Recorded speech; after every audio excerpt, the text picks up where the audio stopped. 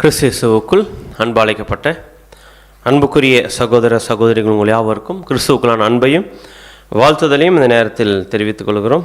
தேவன் நம்முடைய வாழ்நாட்களில் ஒரு நாளை கூட்டி கொடுத்து இந்த நாளிலும் கூட மாபெரும் சத்திய வார்த்தைகளை பேசும்படியும் கேட்கும்படியும் நம் அனைவருக்கும் கிருபை செய்திருக்கிறார். ஸோ இப்போ ஏற்படுத்த ஒரு வாய்ப்பை நமக்கு ஏற்படுத்தி கொடுத்து நம்முடைய பிதாவாகிய தேவனுக்கும் நம்முடைய ஆண்டவராகிய இயேசு கிறிஸ்துவுக்கும் நம் நன்றிகளையும் ஸ்தோத்திரத்தை நாம் எடுத்துக்கொள்வோம். ஸோ இந்த பாடத்துக்குள் நம்ம செல்வதற்கு முன்னாடி பாண்டிச்சேரியில் இருக்கிற அனைத்து பரிசுகளுடைய அன்பின் வாழ்த்துக்களும் கூட உங்கள் அனைவருக்கும் தெரிவித்துக் கொள்கிறோம். ஸோ இந்த ஒரு அருமையான ஒரு முன் அறிவிப்போடு இந்த பாடத்துக்குள் நம்ம கடந்து செல்லலாம். ஸோ இன்றைக்கி நான் பார்க்கக்கூடிய ஒரு பாடத்தின் தலைப்பு என்ன அப்படின்னு பார்த்தீங்கன்னா, சகோதரர் சொன்ன மாதிரி சர்வ வல்லமையுள்ள தேவனுடைய வல்லமை, சர்வ வல்லமையுள்ள தேவனுடைய வல்லமை, the power of almighty God, the power of almighty God. So இப்போ நம்ம நல்லா தெரியும், நம்முடைய பிதாவாகிய தேவன் ஆல்மைட்டி காடு. ஸோ அவருடைய வல்லமை பற்றி நம்ம என்ன பண்ணணும்னு நம்ம பார்க்க போகிறோம். ஸோ நம்ம பிதாவாகிய தேவன் கொஞ்சம் அப்படியே நம்முடைய இமேஜினேஷன் என்ன பண்ணணும்னு பார்த்தீங்கன்னா நம்ம போகலாம். என்ன அப்படின்னு பார்த்தீங்கன்னா, நம்முடைய பிதாவாகிய தேவனை பற்றி நம்ம யோசிக்கும் போது ஃபஸ்ட்டு நமக்கு எல்லாம் ஞாபகம் வர வேண்டியதுன்னு பார்த்தீங்கன்னா, அவர் முதல் எல்லாம் படைப்புகளை படைக்கிறதுக்கு முன்னாடி ஸோ அவர் எப்படி தான் இருந்தார் அப்படின்னு பார்த்தீங்கன்னா, எப்படி இருந்தாருங்க? So when God was all alone, அவர் தனியாக இருந்தார் இல்லைங்களா, எதுவுமே இல்லை, தனியாக இருக்கிறாரு. எப்போ ஆரம்பிச்சிச்சு அவர் லைஃப்? பிதாவாகிய தேவனுடைய லைஃப் எப்போ ஆரம்பிச்சிச்சு? அது முடியுமா? பிதாவாகிய தேவன் இருந்தார் இல்லைங்களா தனியாக, அவருக்கு ஆரம்பமே இல்லை, இன்ஃபினிட்டி. அது பாட்டுக்கு நான் பண்ணிட்டே இருக்கோம், போயிட்டே இருக்கோம். நம்ம பிதாவாகிய தேவனுக்கு முடிவில்லைன்னு தான் நம்ம பார்க்குறோம். பட் ஆல்ரெடி அவருக்கு என்னவே இல்லைன்னு பார்த்தீங்கன்னா ஸ்டார்டிங்கே இல்லை. இதை போய் ஒரு உலகத்தார்கிட்ட சொன்ன என்ன சொல்லுவாங்க? அவனால் புரிஞ்சிக்க முடியுமா? இதை அவனால் தேவனுடைய அந்த விஷயத்தை அண்டர்ஸ்டாண்ட் பண்ணிக்க முடியுமா? பார்த்தா முடியாது. ஒரு கடலில் என்ன சொல்லிடுவாங்கன்னு பார்த்தீங்கன்னா, நம்மளை பார்த்து நான் இப்படியெல்லாம் நம்ம யோசிச்சு சொல்லிட்டு இருந்தோம். என்ன சொல்லிடுவாங்க தெரியுங்களா? நீங்கள் எப்படியே பட்டவங்களா இருக்கீங்க, ஒரு மென்டலி நீங்கள் எப்படி இருக்கீங்க பார்த்தீங்கன்னா பைத்தியமாக இருக்கிறீங்க, உங்களுக்கு என்னெல்லாம் பண்ண முடியல, சொன்னால் புரியாது அப்படின்னு நம்மளே சொல்லிட்டு போவாங்க. ஆக்சுவலாக பிதாவாகிய தேவனுடைய தன்மை, அவருடைய ஆரம்பம் எப்படி இருக்காருன்னு தெரியல, எப்படி வந்துச்சு, ஆரம்பமே இல்லை. பட் அதனால தான் அவர் காட் அப்படின்னா. அப்பேற்பட்ட தேவன்கிட்ட, அப்பேற்பட்ட தேவனுக்குள்ளார பிரதானமான 4 குணலட்சணம் இருந்துச்சு. என்னென்ன குணலட்சணம்? அந்த 4 குணலட்சணத்தில் வந்து 4 விதமான விதத்தில் வெளிப்படுத்தியிருப்பார். எப்படின்னு பார்த்தீங்கன்னா, நீதி எதை வெளிப்படுத்தியிருப்பார் பார்த்தீங்கன்னா, தேவன் காலையை என்ன பண்ணு பார்த்தீங்கன்னா அடையாளப்படுத்த நீதி. அடுத்தது பார்த்தீங்கன்னா ஞானம் வந்து பார்த்தீங்கன்னா கழுகுக்கு ஒப்பிட்டு சொல்லப்பட்டிருக்கோம். அதே நேரத்தில் வல்லமை எதுக்கு ஒப்பிட்டு சொல்லியிருக்கும் பார்த்தீங்கன்னா சிங்கத்துக்கு ஒப்பிட்டு சொல்லியிருக்கோம். அன்பு எதுக்கு ஒப்பிட்டு இருக்கும் பார்த்தீங்கன்னா மனுஷனுடைய முகத்துக்கு. இந்த 4 குணலட்சணம் இருக்கு இல்லைங்களா, இந்த 4 கேரக்டர், நீதி, ஞானம், வல்லமை, அன்பு, இந்த 4 கேரக்டர் அவருக்குள்ளார எப்படி உருவாயிருக்கும்? ஜஸ்டிஸ், விஸ்டம், அவருக்கு ஞானம் வந்திருக்கீங்களா? எப்படி அவருக்கு ஞானம் வந்திருக்கும்? அவருக்குள்ள பவர் கிடைச்சிருக்கீங்களா? அந்த வல்லமை எங்கிருந்து வந்திருக்கும்? அந்த பவர் அவருக்குள்ள லவ் வந்திருக்கும் இல்லைங்களா? இதெல்லாம் எங்கேருந்து வந்திருக்கும்? கொஞ்சம் யோசனையே பண்ணாதான் பிரதர் பால் மாலி சொல்லுவார். ஒரு கடத்தில் நம்ம இதை ரொம்ப திங்க் பண்ணி பார்த்து, எந்த டைமில் எந்த பாயிண்டில் இந்த விஷயங்கள் எல்லாம் அவருக்குள்ளே அப்படியே வளர்ந்துச்சு உருவாச்சுன்றது யாருக்குமே என்ன பண்ணாது, தெரியாது. அதாவது பிரதர் சொல்லும்போது, பால்மலி பிரதர் சொல்லும்போது, இட்ஸ் மைண்ட் பாக்லிங் அப்படின்வார். இந்த மூளை தேவனுடைய அவரை பற்றியோ அவருடைய இந்த 4 குணலட்சணத்தை பற்றியும் புரிஞ்சுக்கணுன்னா அவர் எப்படி அவருக்குள்ளே இதெல்லாம் உருவாச்சுன்னு நம்ம யோசிச்சோம்னா நம்முடைய மண்டன் ஆகிடும், நம்முடைய மூளை தடுமாறிடுமா, ஸ்ட்ரக் ஆகிடுமா, ஒரு கட்டத்தில் அப்படியே ஸ்ட்ரக் ஆகி நின்றுமா. அதுக்கு மேலே நம்ம யோசிக்கவே முடியாது. ஸோ அப்பேற்பட்ட ஒரு தேவன் தான் யார் வணங்கிட்டு இருக்கோன்னு பார்த்தீங்கன்னா நீங்கள் நான் வணங்கிட்டு இருக்கிறோம். அந்த ஒரு ஒவ்வொரு குணலட்சணம் இருக்கு பார்த்தீங்களா, ஜஸ்டிஸ், விஸ்டம், பவர், லவ், இது ஒவ்வொன்றுமே தேவனுடைய தெய்வீக திட்டத்தில் நிறைய விதத்தில் வெளிப்படும். உதாரணம் நீதி அப்படின்னு சொல்லிட்டா, அந்த நீதியை ஒரே மாதிரி இருக்குமா? நீதி தான், ஆனால் தேவன் அவருடைய தெய்வீக திட்டத்தில் ஒவ்வொரு காலப்பகுதியில் ஒவ்வொரு விதத்தில் வெளிப்படுத்துவார். ஆனால் அது எல்லாமே எதுக்குள்ளதான் அடங்கும்?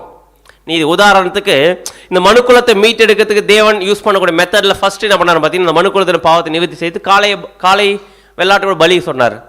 அதுவும் நீதி தான், ஆனால் அந்த காலப்பகுதியில் அந்த மெத்தட்.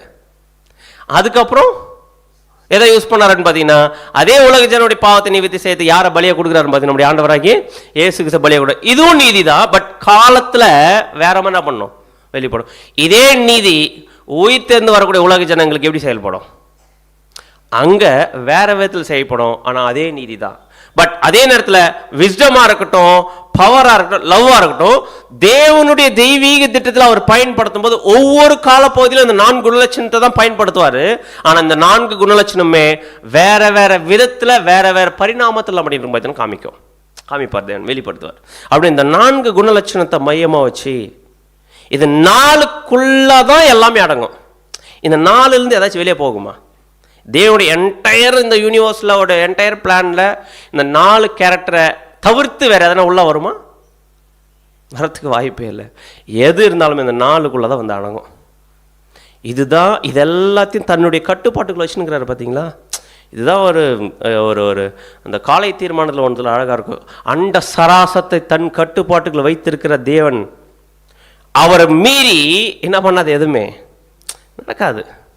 இப்பேற்பட்ட தேவனுடைய 4 குணலட்சணத்தில் ஒரு குணலட்சணத்தை பற்றி பார்க்க போகிறோம். அந்த குணலட்சணம் எதுன்னு பார்த்தீங்கன்னா, பவர், வல்லமை அப்படின்ற ஒரு குணலட்சணத்தை நம்ம உள்ளே போய் நம்ம என்ன பண்ண போதுன்னு பார்க்க போகிறோம்.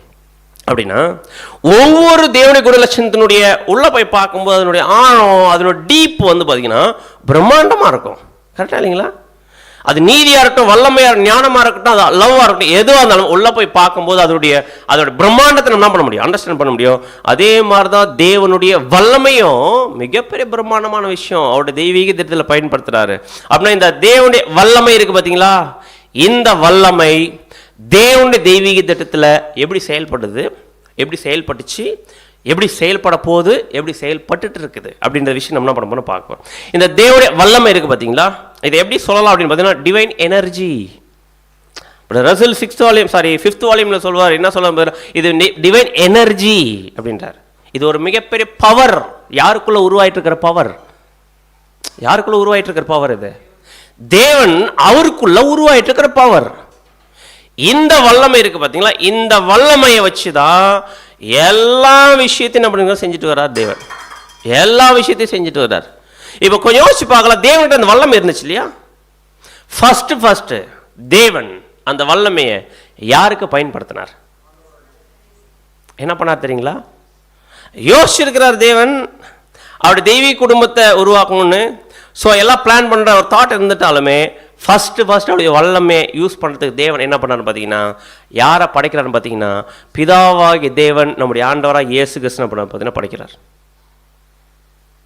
அப்படி நம்முடைய ஆண்டவராக இயேசு கிறிஸ்து ஃபர்ஸ்ட் கிரியேட் பண்ணியிருப்பார்ல, ஒரு லோகோஸ், ஆர்கேஞ்சல் மைக்கேல் படைச்சிருப்பார் இல்லையா? அப்போ எதை யூஸ் பண்ணியிருக்கணும், தேவன் பவர் யூஸ் பண்ணியிருக்கணும். அந்த பவர் யூஸ் பண்ணி படைக்கப்பட்ட லோகோஸ் எந்த இடத்துலேருந்து எடுத்துருப்பார், அதுக்குடைய சோர்ஸ் தேவன் மட்டும் தான் இருக்கிறாரு. இன்னும் யூனிவர்ஸ் இல்லை, இன்னும் எதுவுமே இல்லை, இவர் மட்டும் தான் இருக்கிறாரு. ஆனால் லோகோஸை படைக்கும் போது எந்த இடத்துலேருந்து ஒரு மூலக்கூறுகள் எடுக்கணும் இல்லைங்களா, அது எந்த இடத்துல எடுத்துருக்கணும், அவர் ஒருத்தர் தான் சோர்ஸே. அவருக்குள்ள இருந்து என்ன பண்ணியிருக்காருன்னு பார்த்தீங்கன்னா எடுத்து உருவாக்கி இருக்கிறாரு. அவருக்குள்ள இருந்து அவர்கிட்ட இருந்து எடுத்து படைக்கப்பட்டதான் யாருன்னு பார்த்தீங்கன்னா லோகோஸ். அவரை படைக்கிறதுக்கு தேவன் யூஸ் பண்ணப்பட்டது எதுன்னு பார்த்தீங்கன்னா அவருடைய பவர், அவருடைய வல்லமை. அப்படின்னு இந்த வல்லமை என்ன பண்ண ஆரம்பிக்குன்னு பார்த்தீங்கன்னா, நம்முடைய ஆண்டவராக இயேசு லோகோஸை உருவாக்குது. ஆனால் என்னதான் லோகோஸை உருவாக்கினாலும், ஃபர்ஸ்ட் கிரியேஷன் இருந்தாலும், நம்முடைய லோகோஸ் மார்டல் லோகோஸ். புரியல சொல்றது? மார்டல் லோகோஸ்னா அழிவுக்குரிய ஒரு ஜீவி, புரியுதுங்களா? அந்த அழிவுக்குரிய ஒரு ஜீவியா என்ன பண்ணியிருக்காருன்னு பார்த்தீங்கன்னா படைக்கப்பட்டிருக்கிறார் லோகோஸ். இப்போ அடுத்தது அந்த லோகோஸ்க்கு அப்புறமா இந்த லோகோஸை வச்சு தான், இந்த ஆர்கேஞ்சல் மைக்கில் வச்சு தான் எல்லாத்தையும் என்ன பண்ண ஆரம்பிக்கிறான்னு பார்த்தீங்கன்னா படைக்க ஆரம்பிக்கிறார். ஸோ அதுக்கப்புறம் யாரெல்லாம் படைக்கிறார்? பிதாவாகிய டைரக்டாக எதனா படைச்சாரா? இல்லை, யார் மூலமாக தான் படைக்கிறார்? இயேசு கிறிஸ்து கொண்டு தான் என்ன பண்ண பார்த்தீங்கன்னா படைக்கிறார். அப்படியே இயேசு கிறிஸ்து கொண்டு என்ன பண்ண பார்த்தீங்கன்னா தூதர்களை படைக்கிறாரு. ஸோ தூதர்களை படைக்கும் போது இந்த ஏஞ்சல்ஸ் இருக்காங்க பார்த்தீங்கன்னா, கொடா கோடி ஏஞ்சல்ஸ் எவ்வளோ பேர் இருப்பாங்க, ஏதாவது கவுண்டிங் சொல்ல முடியுமா? அவ்வளோ ஏஞ்சல்ஸும் உருவாக்கத்துக்கு தேவன் எதை பயன்படுத்திருக்காரு பார்த்தீங்கன்னா, வல்லமைய யார் மூலமா? த்ரூ கிரைஸ்ட் மூலமா அவர்கிட்ட இந்த பவர் யூஸ் பண்ணி கோடி ஏஞ்சல்ஸ் உருவாக்கி இருக்கிறார். அவ்வளோ கோடி ஏஞ்சல்ஸை எந்த இடத்துல இருந்து எடுத்து படைச்சாருன்னு என்ன இல்லை நமக்கு இல்லை. அதுக்கப்புறம் தேவனுடைய வல்லமை அடுத்து எங்க கொண்டு போறாருன்னு பார்த்தீங்கன்னா, தேவன் அவருடைய பவரை நம்முடைய ஆண்டவராக இயேசு கிறிஸ்து மூலமா அண்ட சராசரிகள் இந்த யூனிவர்ஸை படைக்கிறாரு. அந்த யூனிவர்ஸில் இருக்கிற எல்லா ஸ்டார்ஸ், கேலக்சிஸ் இருக்கிற எல்லா விஷயத்தையும் தேவன் என்ன பண்ணுறாரு பார்த்தீங்கன்னா, யாரை வச்சு படைக்கிறாருன்னு பார்த்தீங்கன்னா, நம்முடைய ஆண்டவராகி இயேசு கிறிஸ்துவை வச்சு படிக்கிறார். இப்போதான் எதுவே வருது அப்படின்னு பார்த்தீங்கன்னா, இந்த யூனிவர்ஸில் இருக்கிற இந்த திங்ஸ் எல்லாமே, இந்த ஐட்டம்ஸ் எல்லாமே வருது. இப்போ நம்ம பூமியில் இருக்குது பார்த்தீங்கன்னா, இப்போ பார்க்குற எல்லா பொருளுமே இந்த பூமியிலேருந்து எடுக்கப்பட்டது. கரெக்டாக இல்லைங்களா? இந்த பூமியிலேருந்து ஏதோ ஒரு இடத்துல தான் எடுத்துன்னு அப்படின்னு பார்த்தீங்கன்னா, இந்த ஒரு இன்னைக்கு இருக்கிற எல்லா படைப்புகளும் படைச்சிருப்பாங்க. ஆனால் இந்த பூமியே படைச்சிருக்கிறார் தேவன். இந்த பூமிக்கு ஒரு சூரிய குடும்பத்தை வச்சிருக்கார். இந்த சூரிய குடும்பத்தை ஒரு கேலக்சி வச்சிருக்கார். அந்த கேலக்சி ஒரு மிகப்பெரிய ஒரு கேலக்சியில் ஒரு கூட்டத்தில் ஒன்று. இந்த மாதிரி எல்லாத்தையும் படைக்கிறதுக்கு எங்கேருந்து எடுத்து யூஸ் பண்ணியிருப்பார்? இவ்வளோ ஹீட்டான ஸ்டார்ஸ் இருக்கு இல்லைங்களா? இவ்வளோ ஸ்டார்ஸை, இதெல்லாம் ரொம்ப ரொம்ப வெப்பம் வந்து பார்த்தீங்கன்னா ரொம்ப ஹீட் ரொம்ப அதிகம். ஏன்னா நம்ம பூமி நம்முடைய இந்த சூரிய குடும்பத்தினுடைய அந்த பூமியினுடைய அந்த வெப்பமே யாரால் டாலரேட் பண்ண முடியாது பார்த்தீங்கன்னா, எங்கேயோ அடிக்கிற அந்த வெப்பம் வந்து பார்த்தீங்கன்னா நம்மளால என்ன பண்ண முடியல, சம்மர் சீசன் தாங்க முடியல. அதுவே ரொம்ப ஹீட்டு. இந்த மாதிரி பல மடங்கு பல லட்சங்கள் இருக்கக்கூடிய அந்த டெம்பரேச்சர் எதுக்குன்னு பார்த்தீங்கன்னா, ஒவ்வொரு சூரிய குடும்பத்துக்கு ஒவ்வொரு கேலக்சிஸுக்கு இருக்குது, அந்த நட்சத்திர கூட்டத்தில் இருக்குது. இது எல்லாத்தையுமே தேவன் எங்கேருந்தா எடுத்து படைச்சிருக்கணும் அப்படின்னு பார்த்தீங்கன்னா, அவருக்குள்ளே இருந்து நம்ம எடுத்து வெடிக்க வச்சுருக்கோம். அந்த பிக் பேங் தியரி சொல்கிறாங்க இல்லைங்களா? ஸோ அது என்ன சொல்கிறாங்கன்னு பார்த்தீங்கன்னா, பிரதர்ஸ் எல்லாம் சொல்லும்போது, ஸோ உண்மையிலே அது தேவன் அவருக்குள்ளேருந்து அது ஒரு சின்ன ஆட்டமை ஒரு அணு எடுத்து வெடிக்க வச்சதுனுடைய விளைவு தான் இதெல்லாம். ஒரு சின்ன ஆட்டம் அவருக்குள்ளே இருந்து. ஆட்டம்னா தெரியுங்களா? அது எவ்வளோ பெருசு இருக்கும்? ஒரு கடுகு சைஸ் இருக்குமா? அதை விட சரி ஒரு டஸ்ட் சைஸ் இருக்குமா? அதோட சின்னது. அது ரொம்ப குட்டி அந்த ஆட்டம். அதை வெடிக்க வச்சதனுடைய விளைவு தான் இவ்வளோ ஸ்டார்ஸ், கேலக்சிஸு. அது தேவன் கூட இருந்து வெடிக்க வச்சது. அப்படின்னு இப்பேற்பட்ட பிரம்மாண்டமான விஷயத்தை தேவன் எப்படி செஞ்சிருக்காருன்னு பார்த்தீங்கன்னா, அவருடைய பவர். இன்னைக்கு நம்ம பார்க்கறது எதுவுமே எதுக்குள்ளமே எல்லாத்துக்குள்ளே எது இருக்குன்னு பார்த்தீங்கன்னா, தேவனுடைய வல்லமே ஃபீல் பண்ணலாம். அது செடிங்களாக இருக்கட்டும், மிருகங்களாக இருக்கட்டும், இந்த உலகத்தில் எந்த ஒரு விஷயமா இருக்கட்டும், அதுக்குள்ள தேவனுடைய வல்லமை இருக்கிறது என்ன பண்ண பார்த்தீங்கன்னா உணர முடியும்.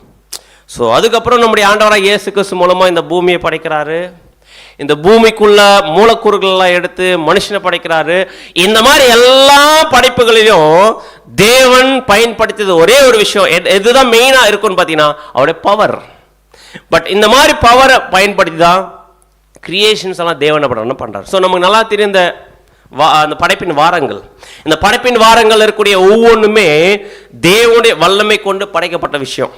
அதான் நம்ம பார்க்கும்போது சங்கீதம் 33:6-9 அவர் சொல்ல ஆகும், அவர் கட்டளையிட நிற்கும். அவர் சொன்னாரன்னா அந்த வல்லமை என்ன பண்ணு பார்த்தீங்கன்னா கிறிஸ்து மூலமான பண்ணு பார்த்தீங்கன்னா செயல்படும். அப்படி படைக்கப்பட்டது தான் இவ்வளோ பெரிய படைப்பு. இது எல்லாமே ஆதியிலே தேவன் வானத்தையும் பூமியையும் சிருஷ்டித்தார். அப்படின்னா இந்த படைப்புகளெல்லாம் சிருஷ்டித்தது யாரு? கேட்குற கேள்வி புரியுதுங்களா? இப்போ இருக்கிற இந்த ஒரு ஆதாம் ஏவாள், அதே மாதிரி பார்த்தீங்கன்னா பூமி, இந்த ஒரு யூனிவர்ஸ், ஏஞ்சல்ஸ், இவங்களெல்லாம் படைச்சது யாரு? இயேசு கிறிஸ்து படைச்சாரு. ஆனால் வசனம் எப்படி போட்டிருக்கு? தேவன் வானத்தையும் பூமியையும் என்ன பண்ணாருங்க? படைச்சாரு. வானங்களை நம்ம நல்லா தெரியும் அப்படின்னா, ஆனால் படைச்சதெல்லாம் நம்முடைய ஆண்டவராக இயேசு கிறிஸ்து வச்சு படைச்சாரு தேவன். ஆனால் சொல்லும் போது யாரை தான் நம்ம சொல்கிறோம்? எப்படி இது புரிஞ்சுக்கிறது அப்படின்னு பார்த்தீங்கன்னா, உதாரணத்துக்கு ஒரு வீடு இருக்குன்னு வச்சுக்கோங்க. அந்த வீட்டை கட்டுறது யாராக இருப்பாங்க? மேஸ்திரி இருப்பாங்க. அது கூலி வேலை செய்யணும் எல்லாம் செஞ்சுருப்பாங்க. அப்புறம் என்ன சொல்லுவாங்க, அந்த வீடு கட்டி முடித்தோடனே இந்த வீடு யாரும் கட்டந்து அப்படின்னு கேட்டால் ஒரு பில்டர் பேர் சொல்லுவாங்க. இந்த பில்டர் வீடுங்க, இது அந்த பில்டர் கட்டினாருங்க, இந்த பில்டர் கட்டினாருங்க. ஆக்சுவலாக அவரை கட்டினாரு இல்லை, அவர் என்ன பண்ணியிருக்காரு பார்த்தீங்கன்னா பல பேரை யூஸ் பண்ணி இந்த வீடை கட்டியிருக்கிறாரு. ஆனால் பேர் சொல்லும்போது எப்படி சொல்லுவாங்க பார்த்தீங்கன்னா, அந்த வீடு யாருது? இந்த பில்டர் கட்டின வீடு. அந்த மாதிரி தான் தேவன் நிறைய பேர் வச்சு கிரைஸ்ட் மூலமா எல்லாத்தையும் படைச்சிருக்கிறாரு. ஆனா எல்லா மகிமையும் குளோரியும் யாருக்கு தான் போய் சேருதுன்னு பார்த்தீங்கன்னா பிதாவாகிய தேவனுக்கு மட்டும் தான் போய் சேருது. அப்படின்னா இப்போ நம்ம பார்த்ததுல லோகோஸ் உருவாக்குனதுல இருந்து மனுஷனை உருவாக்குனது வரைக்கும் எதெல்லாம் சூழ்நிலை என்ன பண்ணாரோ அதெல்லாமே எதை வச்சுதான் தேவன் பண்ணியிருக்கிறாரு? அவருடைய வல்லமை வச்சுதான் பண்ணியிருக்காரு. மனுஷனை படைச்சதுலேருந்து பழைய ஏற்பாட்டு காலத்தில் இருக்கிற ஆதாம் படைக்கப்பட்டதுலேருந்து வந்துச்சு இல்லைங்களா? அது எல்லா சூழ்நிலையுமே தேவனுடைய பிள்ளைகள் நிறைய பேர் வந்தாங்களா இல்லையா? தேவனுடைய பிள்ளைகள் வந்தவங்க ஒவ்வொருத்தருடைய லைஃப்லுமே தீர்க்கதரிசிகளாக இருக்கட்டும், அதே மாதிரி நியாயாதிபதிகளாக இருக்கட்டும், ராஜாக்களாக இருக்கட்டும், யாரனா இருக்கட்டும், எல்லாரும் தேவனுடைய ஆவியை கொண்டு செயல்பட்டாங்களே இல்லையா? அவங்களுக்கு ஒரு பவர் கிடைச்சு இல்லை? இப்போ சிம்சோன் அந்த பில்லர் எல்லாம் அடிச்சு நொறுக்குனா அவருக்குள்ள ஒரு வல்லம் இருந்துச்சு இல்லையா? அது யார்கிட்ட வந்த வல்லமை? யாருடைய பவர்? அது தேவனுடைய பவர். ஃபர்ஸ்ட் எப்படி பயன்பட்டுச்சு அப்படின்னு பார்த்தீங்கன்னா, அவர் லோகோஸ் மூலமா கிரியேஷன் என்ன பண்ணான்னு பார்த்தா உருவாக்கத்து பயன்படுத்தினார் அந்த வல்லமையை. அதே வல்லமை தேவன் மனுஷனுக்குள்ள எப்படி செயல்படுறான்னு பார்த்தீங்கன்னா, அதான் கர்த்தருடைய ஆவி, தேவனுடைய ஆவி அவர் மேல் பலமா இறங்கினது அப்படின்னு வசனுக்கு பதிலா தேவன் மனுஷனை படைச்சதுக்கு அப்புறமா அவருடைய ஆவியை அந்த வல்லமையை என்ன பண்றாருன்னு பார்த்தீங்கன்னா மனுஷர்கள் மூலமா என்ன பண்றாரு பார்த்தீங்கன்னா பயன்படுத்துறார். அந்த மனுஷர்கள் அதை பெற்றுக்கொண்டாங்க. அந்த வல்லமையை அவங்க அசாதாரணமான விஷயத்தை என்ன பண்ணுவாங்க? செய்வாங்க. சிம்சோனா இருக்கட்டும், கிதியோனா இருக்கட்டும், யாரானா இருக்கட்டும், தேவனுடைய வல்லமையை வாங்கினாங்கன்னா அவங்க மற்ற எல்லாரை விட எப்படியாப்பட்டவளா இருப்பாங்கன்னு பார்த்தீங்கன்னா ஒரு அசாதாரண ஒரு பலம் என்ன பண்ணு பார்த்தீங்கன்னா அவங்களுக்கு கிடைக்கும். இந்த மாதிரி பழைய ஏற்பாட்டு காலத்தில் மோசே, அதே மாதிரி நிறைய தீர்க்கதரிசிகள் இருக்கிறாங்க. ஆரோன், யோசுவா, கிதியோன், தாவீது, சாலமோன், அதே மாதிரி எலியா, எலிசா, எல்லாருமே அநேக தீர்க்கதரிசிகள் எல்லாருமே எந்த வல்லமையை வாங்கி தான் பயன்படுத்தியிருக்காங்க பார்த்தீங்கன்னா தேவனுடைய ஆவி அந்த வல்லமையை வாங்கி தான் அப்படின்னு பார்த்தீங்கன்னா செயல்பட்டுருக்காங்க. அப்படின்னா ஆசை கூடாரத்தில் அந்த ஒரு உடன்படிக்கை பெட்டி மேலே இருக்கும் பார்த்தீங்களா? உடன்படிக்கை பெட்டியும் அந்த கேருபீன்களும் இதை செய்யறதுக்குன்னு ஸ்பெஷலாக யாரை சூஸ் பண்ணியிருந்தார்? அவங்க பெசிலியல் அகோலியா பெரிய டேலண்டாக இருந்துட்டா கூட செஞ்சிட முடியுமா? தேவன் என்ன பண்ணாராமா அவங்களுக்கு ஒரு ஸ்பெஷல் ஆவி கொடுத்தாராமா எதை செய்யறதுக்குன்னு. அதே தேவனுடைய வல்லமை எதுக்கு யூஸ் ஆகுதுன்னு பார்த்தீங்கன்னா ஒரு மனுஷன் அந்த டேபர்நேக்கிளுக்குள்ள அந்த உடன்படிக்கை பெட்டியும் அந்த ஒரு அதுக்குள்ள கேருபீன்களும் அதை செய்யறதுக்கான ஒரு வேலைப்பாடுகள் செய்யறதுக்கான தாளந்து இருக்கணும் இல்லைங்களா? தாளந்து இருந்துட்டா மட்டும் போதுமா அப்படின்னு பார்த்தா அது பத்தாது. அது எதுக்குமே யூஸ் ஆக போறதில்ல. ஆனா தேவனுடைய வல்லமை கிடைச்ச பின்னாடி, அந்த ஆவி கிடைச்ச பின்னாடி தான் அது ஸ்பெஷல் தாளந்தே யூஸ் பண்ணக்கூடிய விதத்துக்கு நான் படிச்சுன்னா கரெக்டாக வந்துச்சு.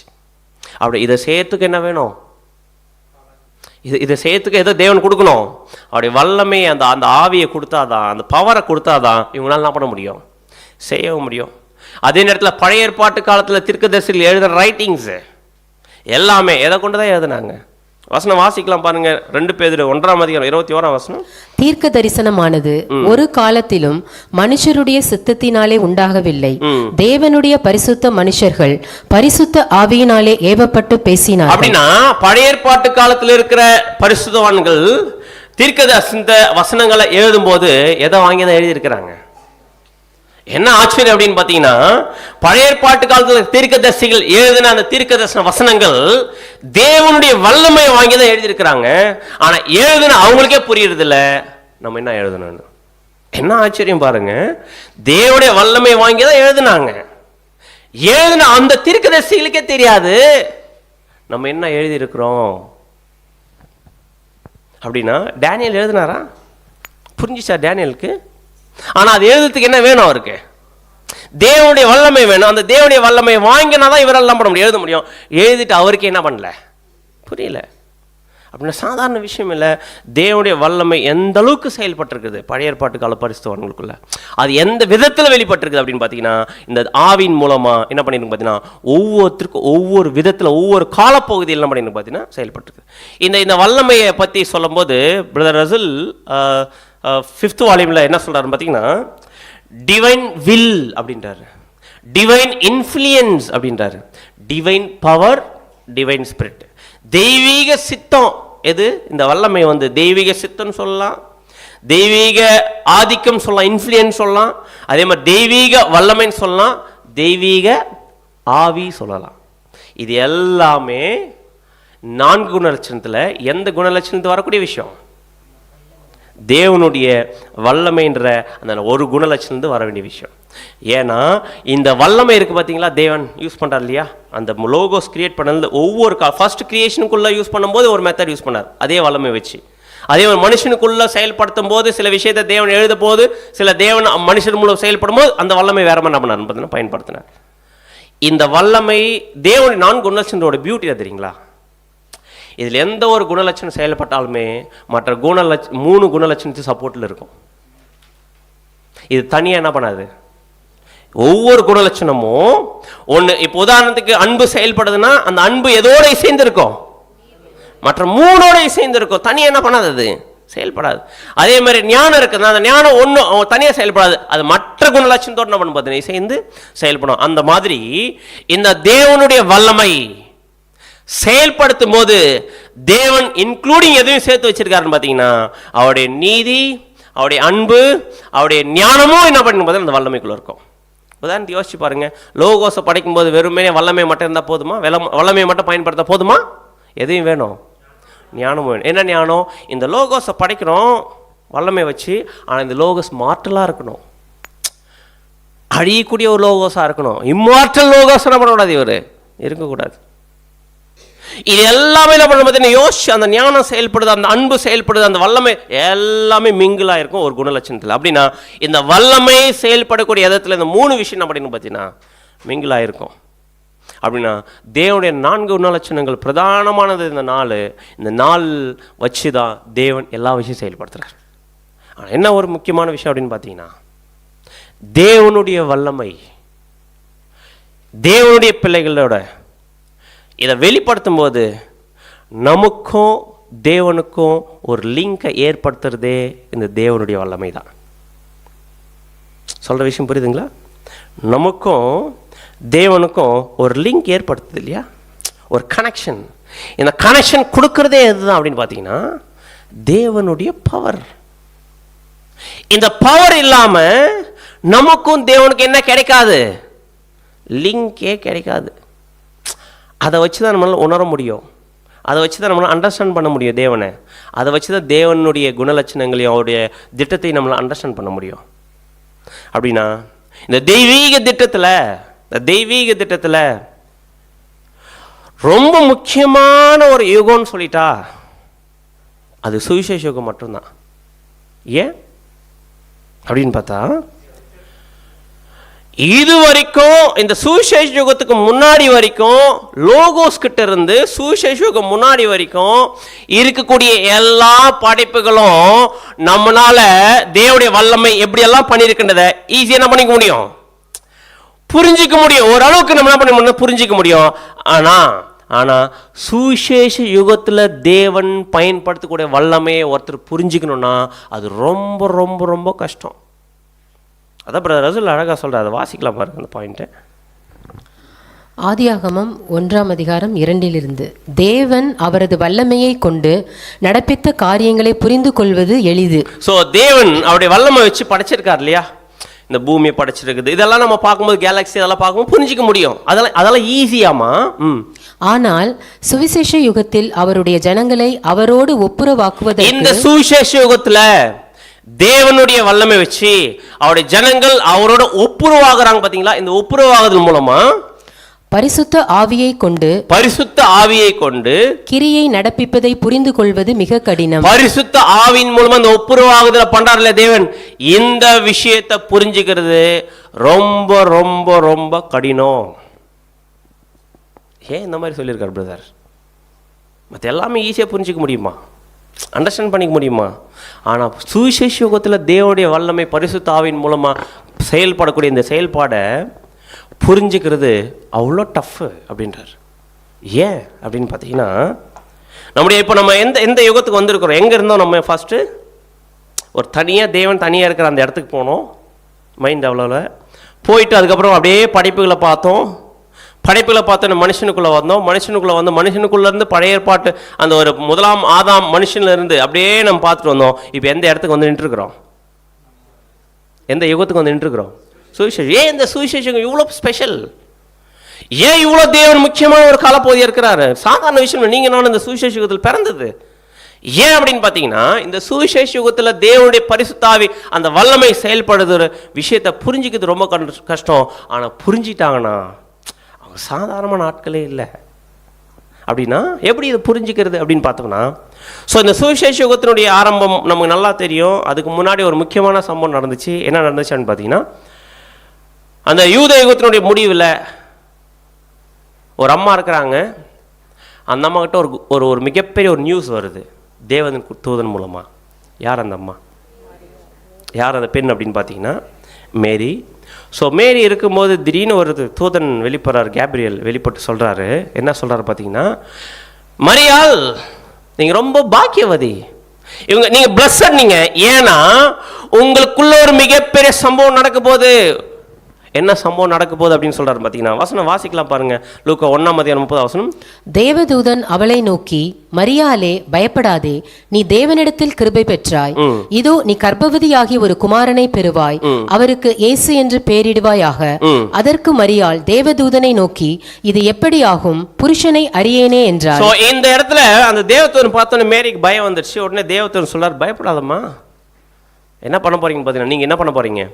கர்ப்பவதி ஆக போறீங்க, ஒரு குமாரனை பெற போறீங்க. அந்த குமாரன் என்னன்னு பேர் வை, இயேசுன்னு பேர் வைங்க அப்படின்னு சொன்ன உடனே மேரி கேட்குறாங்க, நான் என்ன ஆகலை இன்னும், புருஷனே அறியேனே, எனக்கு புருஷன் எனக்கு மேரேஜ் என்ன பண்ணல இன்னும் அவருக்கு உங்களுக்கு ஆகலை. அப்படி இருக்கும்போது எப்படி நான் கன்சீவ் ஆக முடியும் அப்படின்னு கேட்கும்போது அந்த இடத்துல சொல்றாரு அந்த ஒரு கேப்ரியல் என்ன சொல்றாரு பார்த்தீங்கன்னா 35 தேவதூதன் அவளுக்கு பிரதியுத்தரமாக, தேவதூதன் அவளுக்கு பிரதியுத்தரமாக, பரிசுத்த ஆவி உன்மேல் வரும், பரிசுத்த ஆவி உன்மேல் வரும், உன்னதமானவருடைய பலம் உன்மேல் நிழலிடும், உன்னதமானவருடைய பலம் உன்மேல் நிழலிடும். அதான் இங்கிலீஷ்ல the power of the most high, அதான் உன்னதமானவருடைய பலம், பவர் உனக்குள்ள கிரியை செய்ய ஆரம்பிக்கும். அப்படி நிழலிடும் போது நீ என்ன ஆவீங்க?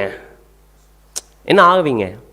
கர்ப்பம் ஆவீங்க. அப்படின்னா இந்த மரியாளுடைய வயிற்றுல கருவா உருவாக போறது யாரு? யாரு? இயேசு கிறிஸ்து இல்ல. யாரு? இதுக்கப்புறம் தான் ஒரு இயேசு கிறிஸ்துனே பேர் வரப்போகுது. அப்படி யார் அப்படின்னு பார்த்தீங்கன்னா, இவர் யாருன்னு பார்த்தீங்கன்னா மைக்கேல், லோகோஸ், ஆர்கேஞ்சல். அப்பேற்பட்ட ஒரு மைக்கேல் கொஞ்சம் யோசிச்சு பாருங்க, ஒரு மிகப்பெரிய வல்லமையில் இருக்கிறாரு. எங்க?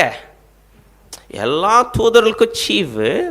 அப்பேற்பட்ட ஸ்தானத்தில் இருக்கிற லோகோஸ், அப்பேற்பட்ட அதிகாரத்தில் இருக்கிற லோகோஸ், அப்பேற்பட்ட ஒரு வல்லமையில் இருக்கிற லோகோஸ், அவரை வச்சுதான் எல்லா படைப்புகளும் தேவன் படைச்சார். அப்பேற்பட்ட ஒரு லோகோஸ இப்ப எந்த ஃபார்ம்ல சேஞ்ச் பண்ணணும்? ஒரு மரியாளுடைய வயிற்றில் வைக்கிற ஒரு கருவா யாரை சேஞ்ச் பண்ணணும்? யாரை சேஞ்ச் பண்ணணும்? இந்த லோகோஸை சேஞ்ச் பண்ணணும். சேஞ்ச் பண்ணி மரியாளுடைய வயிற்றுக்குள்ள வைக்கணும். இப்படி வைக்கிறதுக்கு தேவன் எதை யூஸ் பண்றாருன்னு பார்த்தீங்கன்னா, அவருடைய வல்லமை யூஸ் பண்ணி தான் என்ன பண்றாரு பார்த்தீங்கன்னா, அவ்வளோ பெரிய மைக்கில் சின்னதாக்கி ஒரு ஒரு ஒரு ஒரு கரு மாதிரி சேஞ்ச் பண்ணி அப்படியே டிரான்ஸ்ஃபார்ம் பண்ணி யாருடைய வயிற்றுக்குள்ள வைக்கிறாரு? மரியாளுடைய வயிற்றுக்குள்ள வைக்கிறாரு. அப்படின்னா அங்கே யார் இருக்க மாட்டார்? இப்போ லோகோஸ் இருக்க மாட்டாரு. ஃபுல் சேஞ்ச் ஆயிடுச்சு. யாருடைய நேச்சர் சேஞ்ச் ஆயிடுச்சு. அப்பேற்பட்ட சீஃப் ஆர்க் ஏஞ்சல் லோகோஸ் அப்படியே என்ன பண்ண சேஞ்ச் பண்ணி எந்த சரீரத்துக்குள்ள வைக்கிறாருன்னு பார்த்தீங்கன்னா, சேஞ்ச் பண்ணி சரீரத்துக்குள்ள யாரோட சரீரத்தில் வைக்கிறாரு? மேரியினுடைய வயிற்றுக்குள்ள ஒரு கருவா வைக்கிறாரு. இந்த மாதிரி ஒரு டிரான்ஸ்ஃபார்மேஷன் இருக்கு இல்லைங்களா, இந்த சேஞ்ச் பண்ணக்கூடிய இந்த ப்ராசஸ், இதை தேவன் எப்படி பண்றாரு? எதை யூஸ் பண்றாரு பார்த்தீங்கன்னா, அவருடைய டிவைன் பவர். அப்பேற்பட்ட ஒரு லோகோஸ் ஒரு சின்ன பேபியாக வந்து நிற்கிறார் 10 மாதம் கழிச்சு. Perfect human baby. கரெக்டா இல்லைங்களா? ஒரு பரிபூர்ணமான ஒரு குழந்தை எப்படி இருந்திருக்கும்? இந்த மாதிரி ஒரு குழந்தைய பார்த்துருப்பாங்களா? இந்த மாதிரி உலகத்தில் குழந்தைய பார்த்துருப்பாங்களா இதுக்கு முன்னாடி? ஆதாம் எந்த கண்டிஷனில் இருந்தார்? குழந்தையா இருந்தார் ஆதாம். அவருடைய மைண்ட் நோ குழந்தையா இருந்துச்சு. அவர் எந்த ஸ்டேஜில் இருந்தார்? ஒரு மெச்சூர்ட் ஸ்டேஜில் தான் இருந்தார். ஆனால் நம்முடைய ஆண்டவராக இயேசு கிறிஸ்து பூமியில் பிறக்கும்போது எந்த கண்டிஷன் இருக்கிறாரு பார்த்தீங்கன்னா, ஒரு பர்ஃபெக்ட் ஹியூமன் பேபி. எப்படி இருந்திருக்கும் பார்க்கும்போது?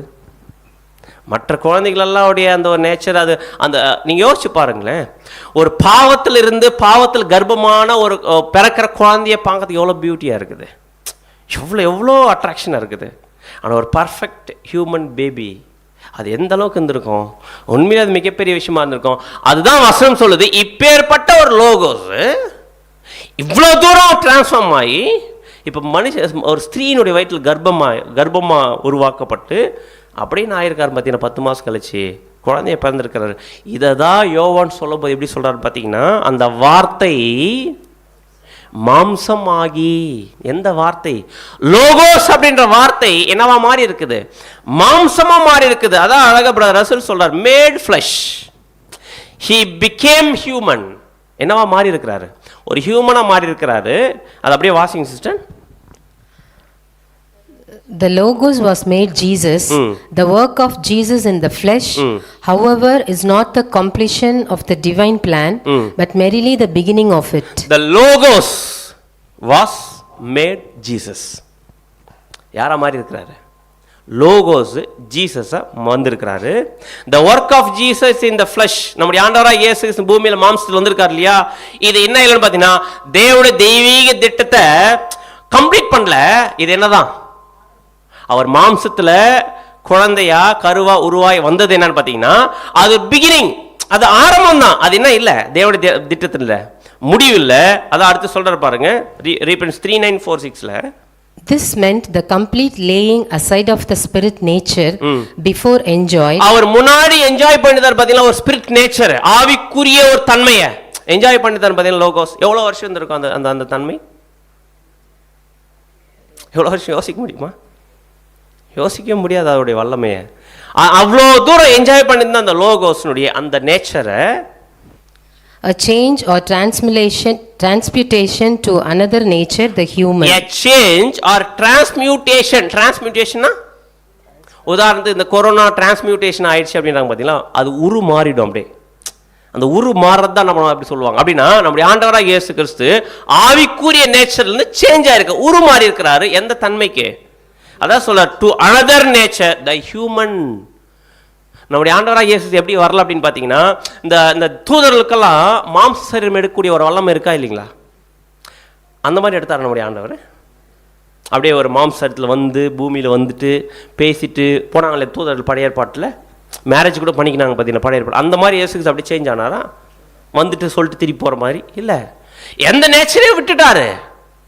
அந்த அந்த பழைய நேச்சரே விட்டுட்டு ஒரு புதிய நேச்சருக்குள்ள நம்ம பார்த்தா வந்திருக்கிறாரு. இது இந்த ப்ராசஸ் நடந்திருக்கு இல்லைங்களா, இதை நம்ம சிம்பிளாக யோசிச்சிடுவோம். ஆனால் இந்த ப்ராசஸ் பண்ணுறது தேவன் பயங்கரமான வல்லமையை நம்ம பயன்படுத்தியிருக்கிறார். வல்லமை யூஸ் பண்ணி தான் அந்த ஒரு விஷயத்தை நம்ம செஞ்சுருக்க முடியும். அப்படின்னா இதை முடிச்சுட்டு நம்முடைய ஆண்டவராக இயேசு கிறிஸ்து பர்ஃபெக்ட் ஹியூமன் நேச்சரில் இருக்கிற பரிபூர்ண மனுஷனாக இருக்கிறாரு. 30 வயசு வரைக்கும் 30 வயசு வரைக்கும் பரிபூர்ண மனுஷனாக இருக்கு நம்முடைய ஆண்டவராக இயேசு கிறிஸ்து. ஞானஸ்நானம் எடுக்கும்போது இப்படி மேரியினுடைய வயிற்றில் கருவாக உருவான நம்முடைய ஆண்டவராக இயேசு கிறிஸ்து 30 வயசு ஆகும்போது அவருக்குள்ள ஒரு கரு உருவாகணும். அந்த கரு பேர் என்னன்னு பார்த்தீங்கன்னா new creation.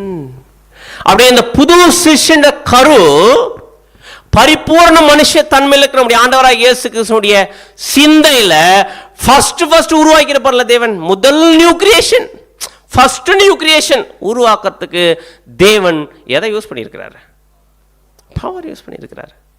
First new creation அந்த அந்த மைண்டை வைக்கிறதுக்கு தேவன் மிகப்பெரிய வல்லமை என்ன பண்ணியிருக்காருன்னு பார்த்தீங்கன்னா பயன்படுத்தியிருக்காரு. அந்த வல்லமை ஏன் இந்த சுவிசேஷத்துக்கு ரொம்ப ஸ்பெஷல் கொஞ்சம் யோசிச்சு பாருங்கள்.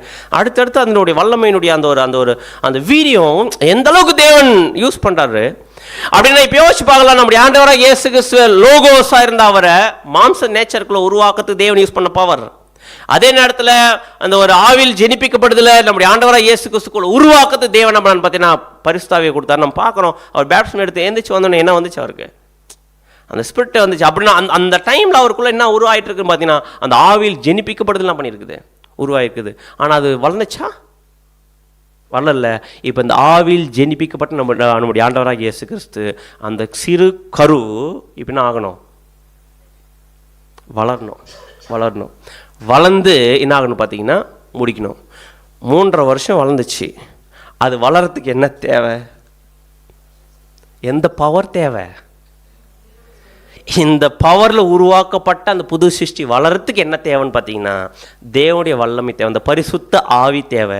இந்த பரிசுத்த ஆவி என்ன பண்ண முடியும்? ஆண்டவர் வாங்கி என்ன பண்ணுறதான்னு பார்த்தீங்கன்னா எல்லா இடத்துலையும் ட்ராவல் பண்ணி என்ன பண்ணுறாரு பார்த்தீங்கன்னா நம்முடைய ஆண்டவராக இயேசு கிறிஸ்து மரிச்சிட்டு பூமிக்குள்ளற 3 நாள் அடக்கம் பண்ணிட்டாங்க. அடக்கம் பண்ணி மூணாவது நாள் வரும்போது நம்முடைய ஆண்டவராக இயேசு கிறிஸ்து என்ன பண்ணார்னா, தேவன் செத்து போயிட்டு இருக்கிற நம்முடைய ஆண்டவராக இயேசு கிறிஸ்துவை 3rd டே உயிர்த்தி எழுப்புறாரு. கரெக்டா இல்லைங்களா? உயிர்த்தி எழுப்பும்போது நம்முடைய ஆண்டவராக இயேசு கிறிஸ்து எந்த தன்மையில் எழுந்துக்கிறார்? சாகாமைக்குரிய ஒரு ஜீவியாக எழுந்துக்கிறாரு. மார்டல் பாடி இல்ல, இம்மார்டல் நேச்சர். தேவன் இருக்கக்கூடிய அந்த தெய்வீக சுபாவம் சாகாமை தன்மையில நம்முடைய ஆண்டவராக இயேசு கிறிஸ்து எந்திரிச்சுக்கிறாரு. இப்படி நம்முடைய ஆண்டவராக இயேசு கிறிஸ்துவை சாகாமை தன்மைக்கு உயிர்த்து எழுப்பினால தேவன். அப்படி உயிர்த்து எழுப்பும் போது தேவன் எதை யூஸ் பண்றாருன்னு பார்த்தீங்கன்னா அவருடைய வல்லமை யூஸ் பண்றாரு. அவருடைய வல்லமையை பயன்படுத்தி தான் செத்து போயிருக்கிற நம்முடைய ஆண்டவராக இயேசு கிறிஸ்துவை உயிரோடு உயிர்த்து எழுப்பும்போது இம்மார்டல் பாடியில் உயிர்த்து எழுப்புகிறார். என்ன ஆச்சரியமான விஷயம் அப்படின்னு பார்த்தீங்கன்னா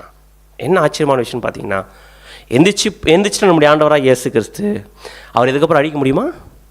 என்ன நேச்சர்? அவர் டிவைன் நேச்சர். யாரோட நேச்சர்? தேவன் இருக்கக்கூடிய அந்த தெய்வீக சுபாவம், அந்த ஒரு டிவைன் நேச்சர், சாகாமை தன்மை இப்போ யார் வந்துட்டாரு? உயிர்த்து எழும்போது நம்முடைய ஆண்டவராகி இயேசு கிறிஸ்து. என்ன ஆச்சரியமான விஷயம் பார்த்தீங்கன்னா, இதுவரைக்கும் லோகோஸ் படைக்கப்பட்டதிலிருந்து நம்முடைய ஆண்டவராக இயேசு கிறிஸ்து புது சிருஷ்டி உருவாக்குற வரைக்கும் தேவன் பயன்படுத்தின வல்லமையை விட இந்த பாயிண்ட்ல நம்முடைய ஆண்டவராக இயேசு கிறிஸ்துவை இம்மார்டல் நேச்சர் உருவாக்குறதுக்கு, அந்த பிறக்க வைக்கிறதுக்கு, அந்த தன்மை கொண்டு வரதுக்கு தேவன் அதிகப்படியான வல்லமையை பயன்படுத்தியிருக்கிறார். ஏன்னா இதுக்கு முன்னாடி எல்லாம் படைக்கப்பட்ட படைப்பு எல்லாமே மார்டல், அழிஞ்சு போற ஜீவிகள், அழிஞ்சு போற கிரியேஷன்ஸ். அதை படைக்கிறதுக்கு இவ்வளோ வல்லமை தேவையில்லை. ஆனா ஒரு மார்டல் பாடியில் இருக்கிற ஒருத்தர் இம்மார்டல் நேச்சருக்கு போனோம்னா அந்த நேச்சரை கொடுக்கறதுக்கு, அந்த நேச்சருக்கு அவங்களை உயிர்த்து எழுப்புறதுக்கு தேவன் இதுக்கு முன்னாடி பயன்படுத்தின வல்லமையை விட இந்த இடத்துல தேவன் அதிகப்படியான அவருடைய வல்லமை யூஸ் பண்ணி அதன் மூலம் தான் இம்மார்டல் நேச்சரை மாற்றிருக்கிறார். இதனால தான் இந்த சுவிசேஷ யுகம் ரொம்ப ரொம்ப ரொம்ப ஸ்பெஷல், ரொம்ப ரொம்ப ஸ்பெஷல். இந்த வசனத்தில் நம்ம வாசிக்கலாம் பாருங்க.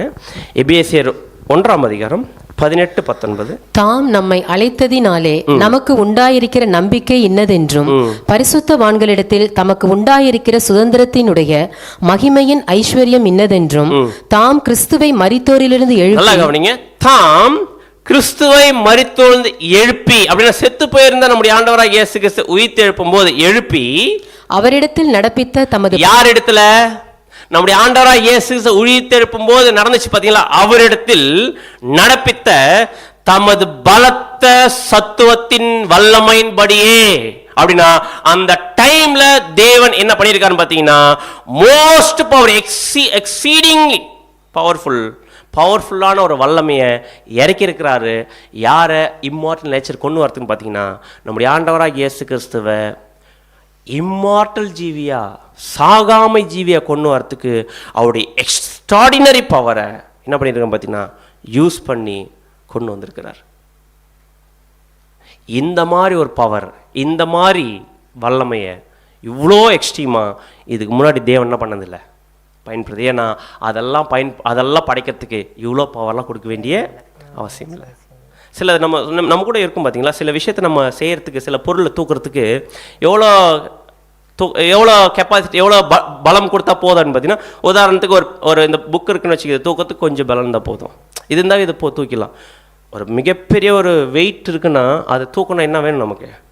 ஒரு எக்ஸ்ட்ராடினரி பவர் வேணும். அப்படின்னா அவங்க படைப்புகளில் ஒரு மிகப்பெரிய ஒரு ஜீவியை ஃபஸ்ட்டு இம்மார்டல் ஒரு ஜீவியை படைக்கிறதுக்கு தேவன் யூஸ் பண்ணுறார். அவருடைய எக்ஸ்ட்ராடினரி பவரை அதிகமாக யூஸ் பண்ணி அந்த இம்மார்டல் நேச்சர் கொடுக்குறார். ஆனால் அடுத்து சொல்லக்கூடிய வசனம் தான் நமக்கு ரொம்ப முக்கியம். ஏன்னா இந்த வல்லமை நம்முடைய ஆண்டவராகிய இயேசு கிறிஸ்துடைய வாழ்க்கையில் மட்டும் தேவன் பயன்படுத்த போறதில்ல. இது யாருக்குள்ளவே இந்த வல்லமை பயன்பட போகுது அப்படின்னு பார்த்தீங்கன்னா, ஒவ்வொரு இம்மார்டல் ஜீவிகளா மாறப்பார் 1,44,000 பேரும் உயிர்த்தெழுப்பும் போது தேவன் எக்ஸ்ட்ரீமான அவருடைய வல்லமையை பயன்படுத்தி தான் தூக்க போறார். ஆனா இன்னொரு ஆச்சரியமான விஷயம் பார்த்தீங்கன்னா, நம்முடைய ஆண்டவராக இயேசு கிறிஸ்து ஒரு பரிபூர்ண ஜீவன், பரிபூர்ண மனுஷ தன்மையிலிருந்து இம்மார்டல் ஜீவனை வாங்கினாரு. ஆனா நீங்களும் நானும் இம்பர்ஃபெக்ஷன் கண்டிஷன், அபூர்ண தன்மையில் இருக்கிற நம்மள நமக்குள்ள ஒரு விஷயத்தை கிரியேட் பண்ணி அதுக்கப்புறம் இங்கிருந்து ஒரு இம்மார்டல் ஜீவை வெளியே எடுக்கணும்னா தேவன் என்ன யூஸ் பண்ணணும்? அதிகப்படியான வல்லமையை அவர் யூஸ் பண்ணணும். இதை புரிய வைக்கிறதுக்காக தான் இந்த வசனத்தை அப்போஸ்தலன் பவுல் சொல்றாரு. மறுபடியும் வசனம் வாசிக்கலாம், 19ஆம் வசனம். தாம் கிறிஸ்துவை மரித்தோரிலிருந்து எழுப்பி அவரிடத்தில் நடப்பித்த தமது பலத்த சத்துவத்தின் வல்லமைப்படியே விசுவாசிக்கிறவர்களாகிய நம்மிடத்திலே காண்பிக்கும் தம்முடைய வல்லமையின் மகா மேன்மையான மகத்துவம் இன்னது. இதே ஒரு வல்லமையை, இதே மாதிரி விதத்தில் வல்லமையை யாருக்கிட்ட தேவன் பயன்படுத்த போறாரா? யார்கிட்ட பயன்படுத்த போறார்? அதான் சொல்றாரு, விசுவாசிக்கிறவர்களாகிய நம்மிடத்திலே காண்பிக்கும் தம்முடைய வல்லமையின் மகா மேன்மையான மகத்துவம் என்னதென்று நீங்கள் தெரிஞ்சுக்குங்க. அவர் உங்களுக்கு பிரகாசம் உள்ள மண்கண்ணில் கொடுக்க வேண்டும் என்ன பண்ணிக்கிறேன். ஏன்னா இந்த மாதிரி ஒரு வல்லமை வேற யாருக்குமே தேவன் என்ன பண்ண போறதுன்னு பார்த்தீங்கன்னா பயன்படுத்த போறதில்ல. இப்பேற்பட்ட வல்லமையை பயன்படுத்தி தேவன் எடுக்க போறதா 1,44,000 பேர். இந்த ஆசீர்வாதத்துக்காக தான் நீங்களும் நானும் என்ன பண்ணிட்டு இருக்கிறோம், வந்திருக்கிறோம். இதை புரிஞ்சுக்குங்க. ஏன்னா அதான் மேலே சொல்லும்போது, தாம் நம்மை அழைத்ததினாலே நமக்கு உண்டாயிருக்கிற நம்பிக்கை இன்னதென்றும் பரிசுத்தவான்களிடத்தில் தமக்கு உண்டாயிருக்கிற சுதந்திரத்தினுடைய மகிமையின் ஐஸ்வர்யம். இது சாதாரண பிளஸிங்க. இது என்ன பிளஸிங்? மகிமையின் ஐஸ்வர்யம். அந்த ஆசீர்வாதத்தை பெற்றுக்கொள்றதுக்கு தேவன் யூஸ் பண்ணக்கூடிய மிகப்பெரிய வல்லமை. அந்த வல்லமை நம்முடைய ஆண்டவராக இயேசு கிறிஸ்து ஃபர்ஸ்ட் உயிர் தெழும்போது தேவன் பயன்படுத்தினார். அதுக்கப்புறம் 1,44,000 பேரை உயிர் தெழும்போது பயன்படுத்துவார். அதுக்கப்புறம் பயன்படுத்துவார் அந்த வல்லமையை. அவ்வளோ வல்லமையை அதுக்கப்புறம் பயன்படுத்த வேண்டிய அவசியம் இருக்குதா? 1,44,001 இவங்களுக்கு மட்டும்தான் இவ்வளோ வல்லமை தேவன் யூஸ் பண்ணணும் அந்த இம்மார்டல் ஜீவிகளை வரத்துக்கு. இந்த ஒரு உயிர் தெழுதல்ல இந்த வல்லமையை கொடுத்து நம்மளை உயிர் தெழுப்புறதுக்காக தான் தேவன் இப்போ என்ன பண்ணிருக்காரு பார்த்தீங்கன்னா டியூன் பண்ணிட்டுருக்கிறார். இதை தான் ஃபஸ்ட்டு நம்முடைய ஆண்டவராக இயேசுக்கு உயிர் தெழுந்தார். உயிர் தெழுந்த பின்னாடி இந்த பரிசுத்த ஆவிங்கிற வல்லமை நம்முடைய ஆண்டவராக இயேசு கிறிஸ்து போயிட்டு பின்னாடி பெந்தேகோஸ்தே நாளில் அவங்களுக்குள்ளே வந்து இறங்கிச்சு. இறங்கின அந்த வல்லமைக்குனால என்ன ஆயிருக்கிறாங்க? இப்போது அந்த வல்லமை உள்ளே இறங்கிச்சு. இறங்கின அவங்க இப்போ என்ன ஆயிருக்கிறாங்க? நியூ கிரியேஷன், புது சிருஷ்டியாக இருக்கிறாங்க. எப்படி நம்முடைய ஆண்டவராக இயேசு லைஃப் நடந்துச்சோ அதே ப்ராசஸ் யாருக்குள்ள நடந்திருக்குது? நமக்குள்ள நடந்திருக்கு. அப்படின்னு நமக்குள்ள இந்த புது சிந்தை உருவாகிறதுக்கு தேவன் என்ன பண்ணியிருக்கிறாரு? அவருடைய வல்லமையை பயன்படுத்தியிருக்கிறார். அதான் பரிசுத்த ஆவியுடைய வல்லமை இல்லாமல் நீங்களும் நானும், அந்த பவர் இல்லாமல் நீங்களும் நானும் ஆவியில் என்ன பண்ண முடியாது. ஆவியில் ஜெனிப்பிக்கப்படணும்னா அந்த பரிசுத்த ஆவி வரணும். அந்த வல்லமை செயல்பட்டாதான் நம்ம மத்தியில் இந்த ஆவியில் ஜெனிப்பிக்கப்படுதல் நம்ம மத்தியில் என்ன பண்ணணும் நடக்கும். அப்படி ஜெனிப்பிக்கல் நடக்கும்போது அந்த புது சிருஷ்டியாக நம்ம மாறணும். அந்த புது சிருஷ்டியாக மாறினதுக்கு அப்புறம் தான் நீங்களும் நானும் பிதாவாகிய தேவனுடைய பிள்ளைகள் ஆகிறோம். இந்த வல்லமையின் மூலமாக தான் நீங்களும் நானும் அப்பா பிதாவே என்கிற கூப்பிடத்தக்கதான புத்திர சுவிகாரத்தின் ஆவி. இதுக்கு இன்னொரு பேர் புத்திர சுவிகாரத்தி. இந்த வல்லமையின் மூலமாக நம்மளை அப்பா பிதாவேன்னு கூப்பிட்ற அளவுக்கு நம்ம என்ன பார்த்தீங்கன்னா இந்த வல்லமை நமக்கு என்ன பண்ணு பார்த்தீங்கன்னா பயன்படுத்துது. அதான் பிரதர் ரசல் சொல்லும் போது அழகாக சொல்கிறாரு, வாசிங்க. இந்த வல்லமை ஒரு ஜீவன் தரும் வல்லமையாகவோ, சரீர பலத்தை காட்டக்கூடிய வல்லமையாகவோ, அல்லது சிந்தனைக்குரிய மனோபலமாகவோ, ஆவியின் தூண்டுதலால் உருவாகும் சீரிய சிந்தனையாலும் சொல்லாலும் சிருஷ்டிக்கப்படுகிற உயிர் அளிக்கும் வல்லமையாகவோ, கர்த்தராகிய இயேசு கிறிஸ்துவை உயிர்த்தெழ செய்த வல்லமையை போன்றோ, அவருடைய திருச்சபையார் முதலாம் உயிர்த்தெழுதலில் உயிர்ப்பிக்கும் வல்லமையை போன்றோ இருக்கலாம். இந்த வல்லமை தான் இவ்வளோ விஷயத்தை பண்றது. ஒரே வல்லமை தேவனுக்கு வர வல்லமை தான். பட் ஒவ்வொரு காலப்பகுதி ஒரு மாதிரி பண்ணிடுச்சு. பார்த்தீங்களா? ஃபர்ஸ்ட் லோகோஸ்லேருந்து படைக்கப்பட்டதுலேருந்து அதுக்கப்புறம் பூமியில் பழைய ஏற்பாட்டில் இருக்கிற பரிசுத்தவான் மத்தியில் செயல்பட்டது. அது சுவிசேஷ யுக காலப்பகுதியில் வாழ்ந்துட்டு இருக்கிற பரிசுத்தவான்கள் மத்தியில் செயல்படக்கூடிய விதம், இந்த வல்லமை அது பிரம்மாண்டமான விஷயம் நம்ம மத்தியில் செஞ்சுட்டு இருக்குது. இப்பேற்பட்ட வல்லமையினுடைய செயல்பாடை இப்பேற்பட்ட வல்லமை கிரியை செய்து இல்லைங்களா நம்ம ஒவ்வொருத்தருடைய வாழ்க்கையில் இது எப்படி செயல்படுது, எதன் மூலம் தேவன் செயல்படுத்துகிறாரு, அவருடைய வல்லமை எப்பேற்பட்ட பவர் இந்த சுவிசேஷ காலப்பகுதியில் செயல்படுதுன்ற விஷயத்தை புரிய வைக்கிறதுக்காக தான் யார் வந்து சொன்னது? நம்முடைய ஆண்டவராகிய இயேசு கிறிஸ்து வந்து சொல்கிறாரு. யாராலே அண்டர்ஸ்டாண்ட் பண்ணிக்க முடியல, எவ்வளோ ட்ரை பண்ணுறாரு. அந்த வல்லமை எப்படியெல்லாம் செயல்படும் தெரியுமா? நீங்கள் மறுபடியும் பிறக்கணும், பிறக்கும்போது தான் நீங்கள் என்ன ஆக முடியும், இந்த மாதிரி ஒரு ஆசீர்வாதத்தில் பெற்று இதெல்லாம் சொல்ல அந்த அந்த யார் அவர் முன்னாடி உட்காந்துதாருங்க, அவர் பேர் நிக்கோதேமு. என்ன பண்ண முடியல, அவரால் புரிஞ்சிக்க முடியல. எப்படி இருக்கு நம்முடைய ஆண்டவருக்கு சொல்கிறாரு, அண்டர்ஸ்டாண்ட் பண்ணிக்க முடியல. ஐயோ என்ன பண்ண மாட்டேன்றாங்களே, புரிஞ்சிக்க மாட்டேறாங்களே. அதே மாதிரி சீஷர்கிட்ட சொல்கிறாரு, சொன்னா இவர் ஒரு ஸ்பிரிட்டில் அந்த வல்லமையின் மூலமாக அவர் பேசுகிறாரு. ஆனால் அவங்களால என்ன பண்ண முடியல, அந்த ஒரு விஷயத்தை அண்டர்ஸ்டாண்ட் பண்ணிக்க முடியல.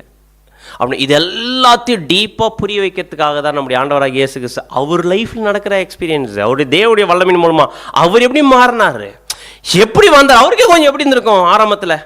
அவர் நம்ம லோகோஸாக இருந்தோம், இப்போ நம்ம வந்து இந்த ஒரு மாம்ச சரீரத்தில் நம்ம இந்த சேஞ்ச் ஆயிருக்கிறோன்றத ஒரு கட்டத்தில் அண்டர்ஸ்டாண்ட் ஆயிருக்கும் இல்லையா, அவருக்கு புரிஞ்சிருக்கும் இல்லையா. அப்படி புரிஞ்ச அந்த டைம் பீங்கில் எப்படி இருந்திருக்கான், எப்படி தேவன் பண்ணிச்சா, என்ன மாதிரி வல்லமை. அதே மாதிரி அவருக்குள்ள அந்த ஸ்பிரிட் பிகாட்டில் ஆகிட்டு அவர் பண்ணக்கூடிய எல்லா விஷயமே தேவனுடைய வல்லமையினால் செயல்பட அந்த விஷயத்தை எக்ஸ்பிளைன் பண்ணியிருப்பார் இல்லையா அவர் ஊழியத்தில். ஆனால் அவ்வளோ விஷயம் சொல்லும் போது அவங்க யாரால் நம்ம அண்டர்ஸ்டாண்ட் பண்ணிக்க முடியல. இதுதான் நம்முடைய ஆண்டவராகிய இயேசு சத்தியமாக சொல்லிட்டே வந்தார். அந்த வல்லமை எப்படி செயல்படுது, அந்த வல்லமையினால் எப்படி எழுதப்பட்டுச்சு தேவனுடைய வார்த்தைகள், அந்த தேவனுடைய வார்த்தையின் மூலமாக நம்முடைய வாழ்க்கையில் அந்த தேவனுடைய வார்த்தையும் அவருடைய வல்லமை எப்படி நமக்குள்ளே செயல்படுது அப்படின்னா, இப்போ சொல்லக்கூடிய நம்முடைய ஆண்டவராக இயேசு சொல்லக்கூடிய வார்த்தையில் எது மிங்கிலாகி வந்துட்டு இருக்குது. நம்முடைய ஆண்டவர் பேசுகிறார் பார்த்தீங்களா, ஒவ்வொரு வார்த்தையும் சுவிசேஷம், அவர் சொல்லக்கூடிய ஒவ்வொரு சுவிசேஷத்துக்குள்ள எது ஊடுருவி வந்துட்டு இருக்குன்னு பார்த்தீங்கன்னா, தேவனுடைய வல்லமை அவர் என்ன பண்ண போது அப்படியே டிராவல் பண்ண வைக்கிறார். எதுன்னு பார்த்தீங்கன்னா அவருடைய வார்த்தையின் மூலமாக. அப்படின்னா அவருடைய வார்த்தைகளை நம்ம கேட்கும்போது உண்மையில் நம்ம யோசிக்கிறோம், the power of the word of God, தேவனுடைய வார்த்தையில் என்ன இருக்கு, வல்லமை இருக்குது. பழைய ஏற்பாட்டில் எழுதினவங்களும் எதை வாங்கி தான் எழுதினாங்க, வல்லமை வாங்கி எழுதினாங்க. நம்முடைய ஆண்டவராக இயேசுக்கு சொன்ன சத்தியத்திலே என்ன இருக்குன்னு பார்த்தீங்கன்னா தேவனுடைய வல்லமை இருக்குது. இது எல்லாமே நம்ம படிக்கும்போது ஆவில் ஜெனிப்பிக்கப்படுதல் நம்ம கூட தேவனுடைய வல்லமையின் மூலமாக தேவன் பயன்படுத்துகிறாரு. அந்த ஆவில் ஜெனிப்பிக்கப்பட்ட புது சிசு தேவனுடைய சத்தியத்தை படிக்கிறதுனால, சத்தியத்தை புரிஞ்சுக்கிறதுனால, வார்த்தைகளை கேட்கறதுனால நமக்குள்ள எது கிரியை செய்ய ஆரம்பிக்குது, இந்த வல்லமை என்ன பண்ண ஆரம்பிக்குன்னு பார்த்தீங்கன்னா கிரியை செய்ய ஆரம்பிக்குது. இது இல்லாமல், இந்த பரிசுத்த ஆவின்ற வல்லமை இல்லாமல் உங்களாலையும் ஏனாலையும் தேவனுடைய வசனங்களை என்ன பண்ணவே முடியாது, புரிஞ்சிக்கவே முடியாது. அப்படின்னா இப்போ பேசிட்டு இருக்கிற இந்த பாயிண்ட் கூட நமக்கு என்ன ஆகணும், புரியணும். ஆனால் ஆச்சரியமான விஷயம் பார்த்தீங்கன்னா, இந்த மாதிரியெல்லாம் தேவனுடைய வல்லமை செயல்படுதுன்னு எழுதினார் பாருங்க 7th angel. அவருக்கு தேவன் எவ்வளோ கொடுத்துருக்கணும், அதை புரிஞ்சுக்கணும். நமக்கு என்ன வேணும், ஆவி வேணும். அப்படியே பைபிளில் இருக்கிற சத்தியங்களை புரிஞ்சுக்கிறதுக்கும், சத்தியத்தில் இருக்கிற அந்த ஆழமான விஷயத்தை புரிஞ்சுக்கிறதுக்கும் நமக்கு தேவனுடைய ஆவி இல்லைன்னா என்ன ஆகாது, அண்டர்ஸ்டாண்ட் ஆகாது. அப்படின்னா அதான் சொல்லும்போது அழகாக சொல்கிறாரு, வாசிங்க அந்த பாயிண்ட்டை. சத்திய ஆவியின் பணி என்னவென்றால், சத்திய அறிவினாலே நிறைந்து பூரணப்பட்டு சத்தியத்தினால் ஜெனிப்பிக்கப்படுதலாகும். தேவன் தம்முடைய சத்தியத்தின்படியும் நீதியின்படியும் தமது ஒழுங்கை நிலைநாட்டுகிறார். எனவே தேவனுடைய வார்த்தையும் அந்த வார்த்தை நிறைவேறுவதற்கான திட்டத்தை வெளிப்படுத்துதலுமே சத்தியம் எனப்படும். உமது வசனமே சத்தியம். இது போலவே தேவ திட்டத்தையும் அவருடைய நீதியையும் சத்தியத்தையும் உணர்ந்து கொண்டவர்கள் சத்திய ஆவியால் நடத்தப்படுகிறவர்களாகவும் சத்திய ஆவியின் அரும் குணங்களை கொண்டவர்களாகவும் இருப்பார்கள். எனவே அவர்கள் சத்தியத்தின்படி பிறந்த புதிதாய் ஜீவன் பெற்றவர்கள் என அழைக்கப்படுகின்றனர். அப்படின்னா இந்த சத்திய வசனத்தின் மூலமா தேவன் என்ன பண்றாரு பார்த்தீங்கன்னா, நமக்குள்ளார அவருடைய வல்லமை பயன்படுத்தி ஒரு புதிய ஜீவிகளை என்ன பண்றாரு, உருவாக்குறார். இது எந்த பாயிண்ட்ல நமக்கு நடக்குது, எப்போ நம்ம சத்தியத்தை கேட்டு அந்த சத்தியத்தை புரிஞ்சுக்கிட்டு இந்த சத்தியத்துக்கு ஏற்ற மாதிரி தங்களை அர்ப்பணிக்கிறேன்னு சொல்லிட்டு முழுமையாக அர்ப்பணிக்கிறோமோ, அந்த பாயிண்டில் நமக்கு என்ன கிடைக்க ஆரம்பிக்குன்னு பார்த்தீங்கன்னா ஆவியில் ஜெனிப்பிக்கப்படுதல் நமக்குள்ள நடக்குது. இந்த கான்சன்ட்ரேஷன் நம்ம முழுமையாக அர்ப்பணிக்கிறோம் பார்த்தீங்களா, சத்தியத்தை கேட்ட உடனே அந்த புரிஞ்சுக்கிறதுக்கு ஆவி தேவை, புரிஞ்சுக்கணும் நம்ம தேவன்கிட்ட அர்ப்பணிக்கிறதுக்கு ஆவி தேவை. அர்ப்பணித்த ஒருத்தர் அந்த பாயிண்ட்ல தேவன் என்ன பண்ணுறாரு பார்த்தீங்கன்னா புது சிருஷ்டிகளை நம்மளை மாற்றுறாரு. அப்படி மாற்றும் போது அந்த ஃபுல்லி கான்சன்ட்ரேட் நம்ம மாறும்போது அந்த பாயிண்ட்ல சீல் பண்ணுறாரா நம்மளை. சீல் பண்றாராம். எதை சீல் பண்றாருன்னு பார்த்தீங்கன்னா, the seal of the spirit, நம்முடைய ஆவியை முத்திரிக்கிறார். வசனம் வாசிங்க, எபேசியர் 1:13. நீங்களும் உங்கள் ரட்சிப்பின் சுவிசேஷமாகிய சத்திய வசனத்தை கேட்டு விசுவாசிகள் ஆனபோது கேட்டு விசுவாசிகள் ஆகும்போது வாக்குத்தத்தம் பண்ணப்பட்ட பரிசுத்த ஆவியால் அவருக்குள் முத்திரை போடப்பட்டீர்கள். வாக்குத்தத்தம் பண்ணப்பட்ட பரிசுத்த ஆவியால் என்ன பண்றீங்க? சீல் பண்ணப்படுறீங்க. அப்படின்னா யார் ஒருத்தர் தங்களை முழுமையா அர்ப்பணிக்கிறாங்களோ, அர்ப்பணிச்சவங்க அந்த பாயிண்ட்ல அவங்க ஆவியில் ஜெனிப்பிக்கப்படும் போது அந்த பாயிண்ட்ல என்ன பண்றாரு பார்த்தீங்கன்னா, ஆவியினால் முத்திரையிடுறாரு. சீல்டு. எந்த சீல்டு? 1,44,000 சீல்டா? இங்க ஆகிற சீல் எதுன்னு பார்த்தீங்கன்னா, இவங்க இதுக்கப்புறம் மாம்சத்துக்குரிய ஜீவிகளா உயிர் தெரிந்து என்ன பண்ண முடியாது, வர முடியாது. அவங்களுடைய வாழ்க்கை முழுமையா அர்ப்பணிக்கப்பட்டுச்சு. அந்த அர்ப்பணிக்கப்பட்ட வாழ்க்கை கன்ஃபார்ம் ஆயிடுச்சு அப்படின்றதுடைய அடையாளம் தான் எதுன்னு பார்த்தீங்கன்னா சீல்டு. இதுக்கப்புறம் யாருன்னா ஒருத்தர் முழுமையாக அர்ப்பணிச்சு ஆவியில் ஜெனிப்பிக்கப்பட்டிருந்தாங்கன்னா, அந்த தேவனுடைய ஆவியினால முத்திரை இடப்பட்டவங்க இந்த பூமிக்குரிய ஆசீர்வாதத்தை பெற்றுக்கொள்ளவே முடியாது. அந்த சான்ஸ் அவங்களுக்கு இல்லவே இல்லை. ஆனால் இந்த சீல் ஆனவங்க என்ன ஆகிறதுக்கு வாய்ப்பு இருக்கு?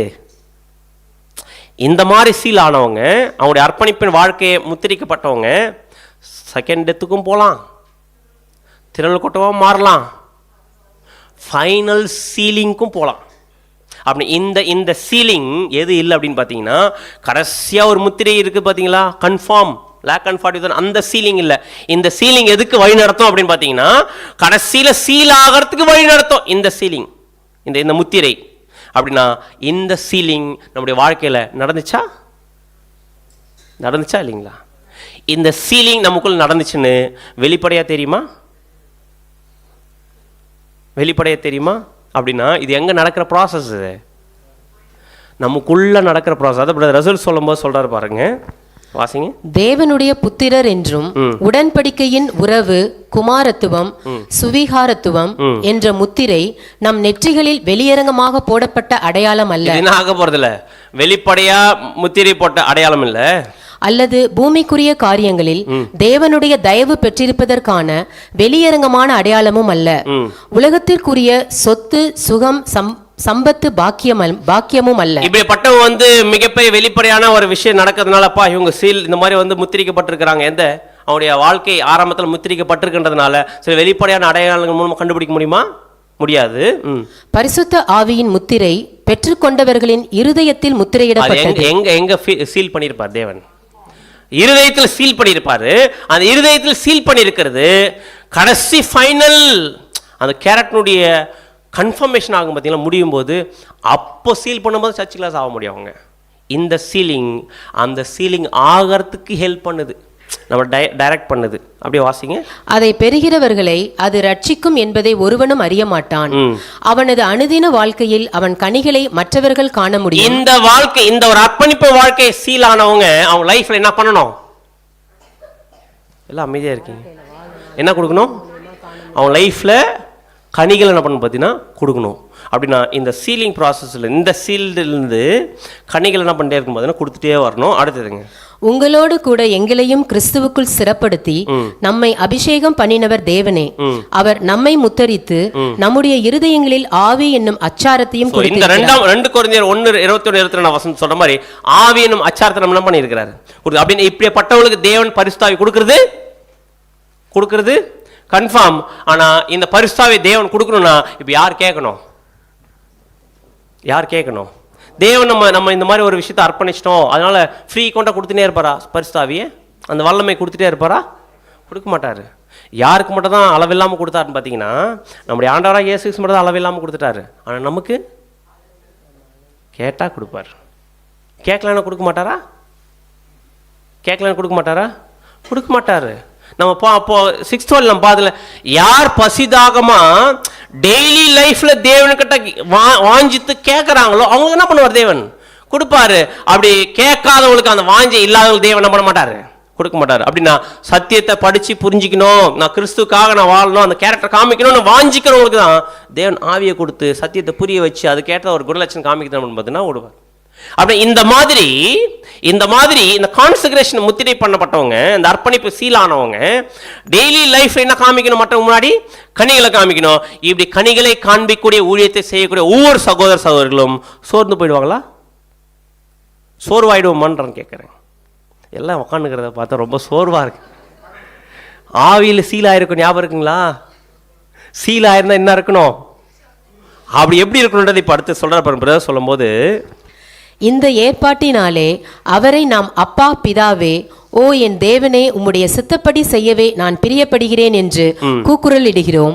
இந்த புத்திர சுவிகாரத்தின் ஆவியின் அச்சாரத்தை பெற்றுக்கொண்டவர்கள் பிதாவின் சித்தத்தையே நாடி தேடி செய்வதோடு நில்லாமல், பிதாவாகிய தேவன் சித்தத்தை நாடி தேடி செய்யறது மட்டும் இல்லாம, அப்படி செய்வதில் கொஞ்சமும் சலிப்படையாமல் மகிழ்ச்சி அடைவார்கள். அப்படி செய்யறதுல அவங்களுக்கு என்ன வராது? அப்படி செய்யறதுல என்ன வராது? அவங்களுக்கு சலிப்படைய மாட்டாங்க. எப்படிதான் இருப்பாங்கம்மா? அப்போ எப்படி இருக்கணும்? இந்த கிளைமேட்லேயும் புயல் வந்திருக்கு, இன்றைக்கி வேறு மீட்டிங் வேறு வச்சு வந்து உட்கார வச்சுட்டு இருக்கிறாங்களே, ஜூமில் நடத்திருக்கலாமே அப்படின்ற ஒரு சலிப்பு இருக்குமா? எப்படி இருப்பாங்க? எப்படி இருக்கும்? ரொம்ப மகிழ்ச்சியாக எப்படி இருக்கணும் பார்த்தீங்கன்னா, அந்த அந்த ஒரு உற்சாகம், அந்த ஜீல், அந்த மகிழ்ச்சி நான் பார்த்தீங்கன்னா பொங்கிட்டு இருக்கணும். எந்த விதத்துலையுமே என்ன ஆகவே கூடாது. அந்த உற்சாகம் மகிழ்ச்சியும் குறையவே கூடாது. அப்படின்னா இந்த ஒரு சீலிங் ப்ராசஸ் நம்ம மத்தியில் என்ன பண்ண பார்த்தீங்கன்னா தேவன் பண்ணுறாரு இந்த பரிசுத்த ஆவியினுடைய அச்சாரத்து மூலமா.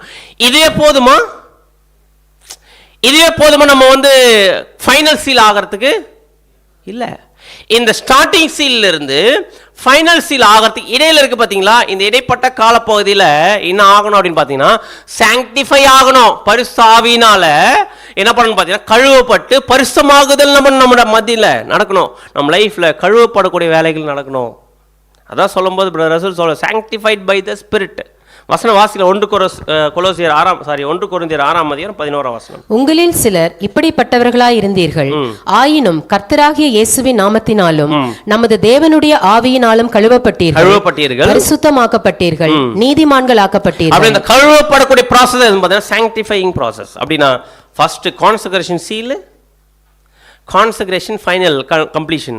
இதுக்கு இடைப்பட்ட காலப்பகுதியில் நடக்கிறதுன்னு பார்த்தீங்கன்னா பரிசுத்தமாகிற process, cleaning process. அப்படின்னா சாங்டிஃபை ஆனவங்க எல்லாருமே, அதாவது சீல் ஆனவங்க எல்லாருமே, ஆரம்பத்தில் சீல் ஆனவங்க எல்லாருமே பரிசுத்தமாக இருக்கிறோமா? இல்லை. அதான் நம்ம பார்த்தோம் 6th வால்யூம் நம்ம பார்க்கும்போது நம்ம இருதயம் எப்படி இருக்கணும்? ஃபஸ்ட்டு கான்செக்ரேட் பண்ணும்போது அந்த சீல் ஆகும்போது என்ன ஆகும்போது குறுகி இருக்கும் நம்முடைய ஹார்ட்டு. இப்போ என்ன ஆக ஆரம்பிக்கணும்? விரிவடைய பெருசாக ஆரம்பிக்கணும். பெருசாகணும்னா என்ன ஆகணும்? உள்ளே இருக்கிறது எல்லாம் க்ளீனிங் ப்ராசஸ் நடக்கணும். அப்படி இந்த வேலைகள்லாம் இதுதான் செய்யுது நம்ம மத்தியில். இப்போ நம்ம இந்த விஷயத்தை க்ளீன் பண்ணணுன்றத அந்த நாலேஜ் கொடுக்குறதே தான் நமக்கு. தேவனுடைய வல்லமை தான் நம்மளாம் பண்ண முடியாது. அப்படி கரெக்டா இல்லைங்களா? அப்படி இந்த மாதிரி பல விதத்தில் தேவனுடைய வல்லமை செயல்படுது. எப்படியெல்லாம் தேவனுடைய வல்லமை பற்றி சொல்லலாம் அப்படின்னு பார்த்தீங்கன்னா, என்னென்ன பண்ணுது அதனுடைய பேரெல்லாம் நான் சொல்லலாம் பார்த்தீங்கன்னா, த ஸ்பிரிட் ஆஃப் காட், தேவனுடைய வல்லமை, தேவனுடைய ஆவி, கிறிஸ்துனுடைய ஆவி, பரிசுத்தத்தின் ஆவி, சத்தியத்தின் ஆவி, தெளிந்த புத்தியின் ஆவி, அதே மாதிரி வந்து லிபர்ட்டினா சுதந்திரத்தின் ஆவி, அப்பா பிதாவின் கூப்பிடக்கூடிய புத்திர சுவிகாரத்தின் ஆவி, அதே மாதிரி பார்த்தீங்கன்னா வாக்குத்தத்தத்தினுடைய ஆவி, அதே மாதிரி பார்த்தீங்கன்னா ஞானத்தின் ஆவி, மகிமையின் ஆவி, இரக்கத்தின் ஆவி, அதே நேரத்தில் பார்த்தீங்கன்னா தீர்க்கதரிசன ஆவி. இந்த மாதிரி இந்த ஆவி பல விதத்தில் நம்ம மத்தியில் செயல்படுது. ஏன் செயல்படுது? நம்மளை பரிசுத்தப்படுத்துறதுக்கான விஷயத்தை செயல்படுது. அப்படி இந்த மாதிரி பரிசுத்தப்படுத்தக்கூடிய வேலையில் சரியாக செஞ்சு முடிச்சாதான் என்ன ஆக முடியும்? ஃபைனல் அந்த சீலிங்குள்ளே நம்ம போக முடியும். அப்படின்னா இந்த பரிசுத்தத்துக்குள்ளே போகிறதுக்கு இந்த ஆவிகளில், இந்த ஆவி லிஸ்ட் இருக்குது பார்த்தீங்களா? இந்த ஆவிகளை எந்த லிஸ்ட் நம்ம எடுக்க போகிறோம், எந்த பாயிண்ட் நம்ம எடுக்க போகிறோம் பார்த்தீங்கன்னா, ஒரே ஒரு பாயிண்ட்டை மட்டும் எடுக்க போகிறோம். அது எது அப்படின்னு பார்த்தீங்கன்னா, அது எதுன்னு பார்த்தீங்கன்னா, the spirit of a sound mind, தெளிந்த புத்தியுள்ள ஆவி. யாருக்கு இருக்கணும்? அப்போ இது யாரு கேட்கணும்? இந்த வல்லமை நமக்கு வேணுமா வேணாவா? இது தேவன்கிட்ட, தேவனே நான் ஆவில் ஜெனிப்பிக்கப்பட்டிருக்கிறேன், அந்த நான் ஜெனிப்பிக்கப்பட்ட அந்த ஒரு அர்ப்பணிப்பின் வாழ்க்கையை நீங்கள் சீல் பண்ணிட்டீங்க. இதுக்கப்புறம் நான் எப்படி இருக்கணும்? ரொம்ப தெளிந்த புத்தி ஆவியோடு நான் செயல்படணும். ஒருவேளை இந்த தெளிந்த புத்தி ஆவியில் நம்ம செயல்படலைன்னா என்ன ஆகிடும்? அந்த ஃபைனல் சீலிங்க்கு என்ன பண்ண மாட்டோம், போக மாட்டோம். அப்படின்னா இது ரொம்ப முக்கியம் ஒரு புது சிஷ்யனுடைய வாழ்க்கையில். பிரதர் ரசூல் 5th வால்யூமில் 6th சாப்டரில் இந்த ஒரு புக்கை பற்றி போட்டுருக்கோம். நம்ம ஆல்ரெடி இதை ஒரு சாப்டர் நம்ம டிஸ்கஷன் நம்ம பார்த்துருக்குறோம். பிரியன் டிஸ்கஷன்ல. அப்படின்னா இந்த தெளிந்த புத்தியின் ஆவி ரொம்ப முக்கியம்னு அப்போஸ்தலன் பவுல் யாருக்கு எழுதுறாருன்னு பார்த்தீங்கன்னா தீமோத்தேயுக்கு எழுதுறார். என்ன எழுதுறாருன்னு பார்த்தீங்கன்னா வசன வாசிகள் 2 தீமோத்தேயு 1:7 தேவன் நமக்கு பயமுள்ள ஆவியை கொடாமல் பலமும் அன்பும் தெளிந்த புத்தியும் உள்ள ஆவியையே கொடுத்திருக்கிறார். என்ன ஆவி கொடுத்திருக்கிறாருங்க? இருக்கா? தெளிவாக தானே இருக்கிறோம். அப்ப தெளிந்த புத்தியின் ஆவி நமக்கு வேணும். இந்த ஆவி இருக்கணும்னு அப்போஸ்தலன் பவுல் தீமோத்தேயுக்கு மட்டும் இல்ல நமக்கு கொடுக்குறார். என்ன சொல்ற பார்த்தீங்கன்னா பலமும் அன்பும் தெளிந்த புத்தி உள்ள ஆவியும் என்ன பண்ணிருக்க கொடுத்துருக்கிறார். அப்படி தெளிந்த புத்தி ஆவி ஒரு புது சிஸ்டலா இருந்தா இந்த மாதிரி ஒரு ஆவி என்ன பண்ணிருக்கணும் உங்க லைஃப்ல செயல்பட்டுக்கணும். அப்படின்னா இந்த தெளிந்த புத்தி ஆவி நமக்குள்ள இருக்குன்னா எப்படி நம்ம இருப்போம், எந்த மாதிரி ஒரு குணலட்சணம் நம்ம காண்பிப்போம், எப்படி நம்முடைய ஆவிக்குரிய வாழ்க்கை இருக்கும் அப்படின்றத நம்ம கொஞ்சம் டீப்பாக போய் பார்க்கலாம். அப்படின்னா தெளிந்த புத்தியில் ஆவியில் நம்ம இருக்கிறோமா இல்லையான்றதை இப்போ அனலைஸ் பண்ணி பார்க்கலாம். அப்படின்னா ஒரு தெளிந்த புத்தி ஆவி ஒருத்தக்குள்ள இருந்துச்சுன்னா ஃபர்ஸ்ட் விஷயம், தெளிந்த புத்தியின் ஆவியில் நம்ம இருந்தோம்னா முதல்ல நம் இருக்க கூடாத ஒரு விஷயம் எதுன்னு பார்த்தீங்கன்னா ஸ்பிரிட் ஆஃப் ஃபியர். தெளிந்த புத்தியில் ஆவியில் நம்ம இருக்கிறோன்னா பயத்தின் ஆவி நம்மக்கிட்ட என்ன பண்ணவே கூடாது, இருக்கவே கூடாது. ஏன் இது இருக்கக்கூடாது அப்படின்னு பார்த்தீங்கன்னா இது இருந்துச்சுன்னு வச்சுக்கோங்க, பயத்தின் ஆவி நமக்குள்ள இருந்துச்சுன்னா எதெல்லாம் இருக்குன்னு நம்ம தெரிஞ்சுக்கலாம். தெரியுங்களா? சந்தேகத்தின் ஆவி நமக்குள்ள வந்துட்டு இருக்குது, விசுவாச குறைச்சல் இருக்கிறோம் அப்படின்னு கன்ஃபார்ம் பண்ணிக்கலாமா? நம்ம நமக்கு திடீர்னு ஒரு பயத்தின் ஆவி வருது, அந்த பயத்தின் ஆவியில் நம்ம இருந்துட்டு இருக்கிறோம் அப்படின்னா நம்ம ஒன்று தெரிஞ்சுக்கலாம், நமக்குள்ள சந்தேக ஆவி வந்துட்டுக்குது. யார் மேலே? தேவன் மேலே. அதே தேவன் மேல சந்தேகத்தின் ஆவி வந்துச்சுன்னா அங்க எது போயிடும்? ஃபெய்த் போயிடும். அப்படின்னா இது எந்தெந்த டைம்ல நமக்கு வரும் இந்த பயத்தின் ஆவி? ஹெல்த். சிஸ்டர் சொன்ன மாதிரி ஒரு எக்ஸாம்பிள், ப்ராக்டிகல் எக்ஸாம்பிள் இருக்குன்னா ஹெல்த். உதாரணத்துக்கு உடம்பு சரியில்லாம போயிடுச்சுன்னு வச்சுக்கோங்க, ஹெல்த் ஸ்பாயில் ஆகிட்டே போயிட்டு இருக்குது. ஒரு நாள் உடம்பு சரியில்லாமல் பரவாயில்லைங்க, 2 நாள் ஆகுது, 3 நாள் ஆகுது, அப்படி ஹெல்த் ரொம்ப கீழே போயிட்டே இருக்குது. அப்படி ரொம்ப டவுனில் போயிட்டே இருக்கும்போது உடனே என்ன வர ஆரம்பிச்சுன்னு பார்த்தீங்கன்னா ஒரு ஃபியர் வர ஆரம்பிச்சிடும். எதை பற்றின பயம்? எதை பற்றின பயம்? ஐயோ செத்துருவோமோ, உயிர் போயிடுமோ, எப்படி உயிர் போயிட்டா எப்படி அப்படின்னு ஒரு பயம் வரும் பார்த்தீங்களா? அப்படி பயம் வருதுன்னா ஒரு புது சிருஷ்டி இந்த மாதிரி ஒரு சாகரத்துக்கு பயம் வருதுன்னா அவங்களுக்கு என்ன வந்துச்சுன்னு அர்த்தம்? ஒரு சந்தேகம் வந்துருச்சு. யார் மேல? தேவன் மேல. தேவன் மேல வந்துச்சுன்னா எது குறைஞ்சிடும்? விசுவாசம் குறைஞ்சிடும். அப்படின்னா இந்த மாதிரி ஒரு நோய் வந்து தேவனுடைய பிள்ளைகள் ஒரு கட்டத்தில் ஒரு மாதிரி மோசமா தேவனுடைய ஊழியத்தை செய்யாம தேவனுக்காக எதுவுமே செய்யாம செத்துருவோம். அப்படி அதுக்காக தேவன் நம்மளை புது சிருஷ்டி அழைச்சிருக்கிறாரு. அதுக்காக தேவன் இவ்வளவு தூரம் அவருடைய பவரை பயன்படுத்தினாரு. அதுக்காக தேவன் அவர் நம்மளை ஆவில் ஜெனிப்பிக்கப்பட்டு அந்த கான்சக்ரேஷனை சீல் பண்ணாரு. அப்படின்னா நம்ம செத்துருவோன்னு ஒரு புது சிருஷ்டி பயப்படலாமா? ஒரு தெளிந்த புத்தியின் ஆவி இருந்துச்சுன்னா அவங்களுக்கு என்ன வந்துடாதுன்னு பார்த்தீங்கன்னா ஸ்பார்க்கிள் டக்குன்னு வரும். என்ன ஆயிடுமோ நோ. இந்த கான்சக்ரேஷனில் இந்த அளவுக்கு தேவன்கிட்ட அர்ப்பணிச்சிருக்கிறேன்னா, அர்ப்பணிச்ச தேவன்கிட்ட இருந்து வரக்கூடிய வல்லமை என் கூட செயல்பட்டதுன்னா, இப்பேற்பட்ட வல்லமை என் கூட செயல்படக்கூடிய நான் என் உயிர் என்னை விட்டு போகணும்னா யாருடைய பர்மிஷன் இல்லாம போகாது. தேவனுடைய பர்மிஷன் இல்லாம என்ன பண்ணாது, என்னை விட்டு போகாது. அது நடந்தாலும் நடக்கலைனாலும் அது தேவனுடைய அனுமதியில் தான் நடக்கும் அப்படின்னு யார் மேல ஃபெய்த் வைக்கணும்? தேவன் மேல ஃபெய்த் வைக்கணும். இந்த ஃபெய்த் குறையுது அப்படின்னா, சந்தேகம் வருது அப்படின்னா, பயத்தின் ஆவி தான் மெயின் சோர்ஸே. எல்லா தீமையான விஷயத்துக்கும் நமக்குள்ள செயல்படக்கூடிய தீமையான இந்த பயத்தினால் வரக்கூடிய இந்த ஆவியின் மூலமா தீமையான விஷயம் நமக்கு நடக்கும் பார்த்தீங்களா? இது எல்லாத்துக்கும் காரணம் விசுவாச குறைச்சல், சந்தேகம் தான். ஆனால் எப்படி இருக்கணும் தெரியுங்களா? நம்ம வீக்காக தான் இருப்போம் அந்த டைமில். எப்போ பயம் வரும் நமக்கு? நம்ம ஸ்ட்ராங்காக இருக்கும்போது பயம் வருமா? எப்போ பலவீனமாக இருக்கிறோமோ அந்த பாயிண்டில் தான் ஃபியர் வரும். ஆனால் எப்போ பலவீனமாக இருக்கிறோமோ அப்போ தான் என்னவா மாறணும்? பலம் உள்ளவர்களாக மாறணும். இதுக்கு இது சூப்பர் எக்ஸாம்பிள். என்ன இருந்தா போதும்? தேவன் மேல் விசுவாசம் இருந்தா போதும்.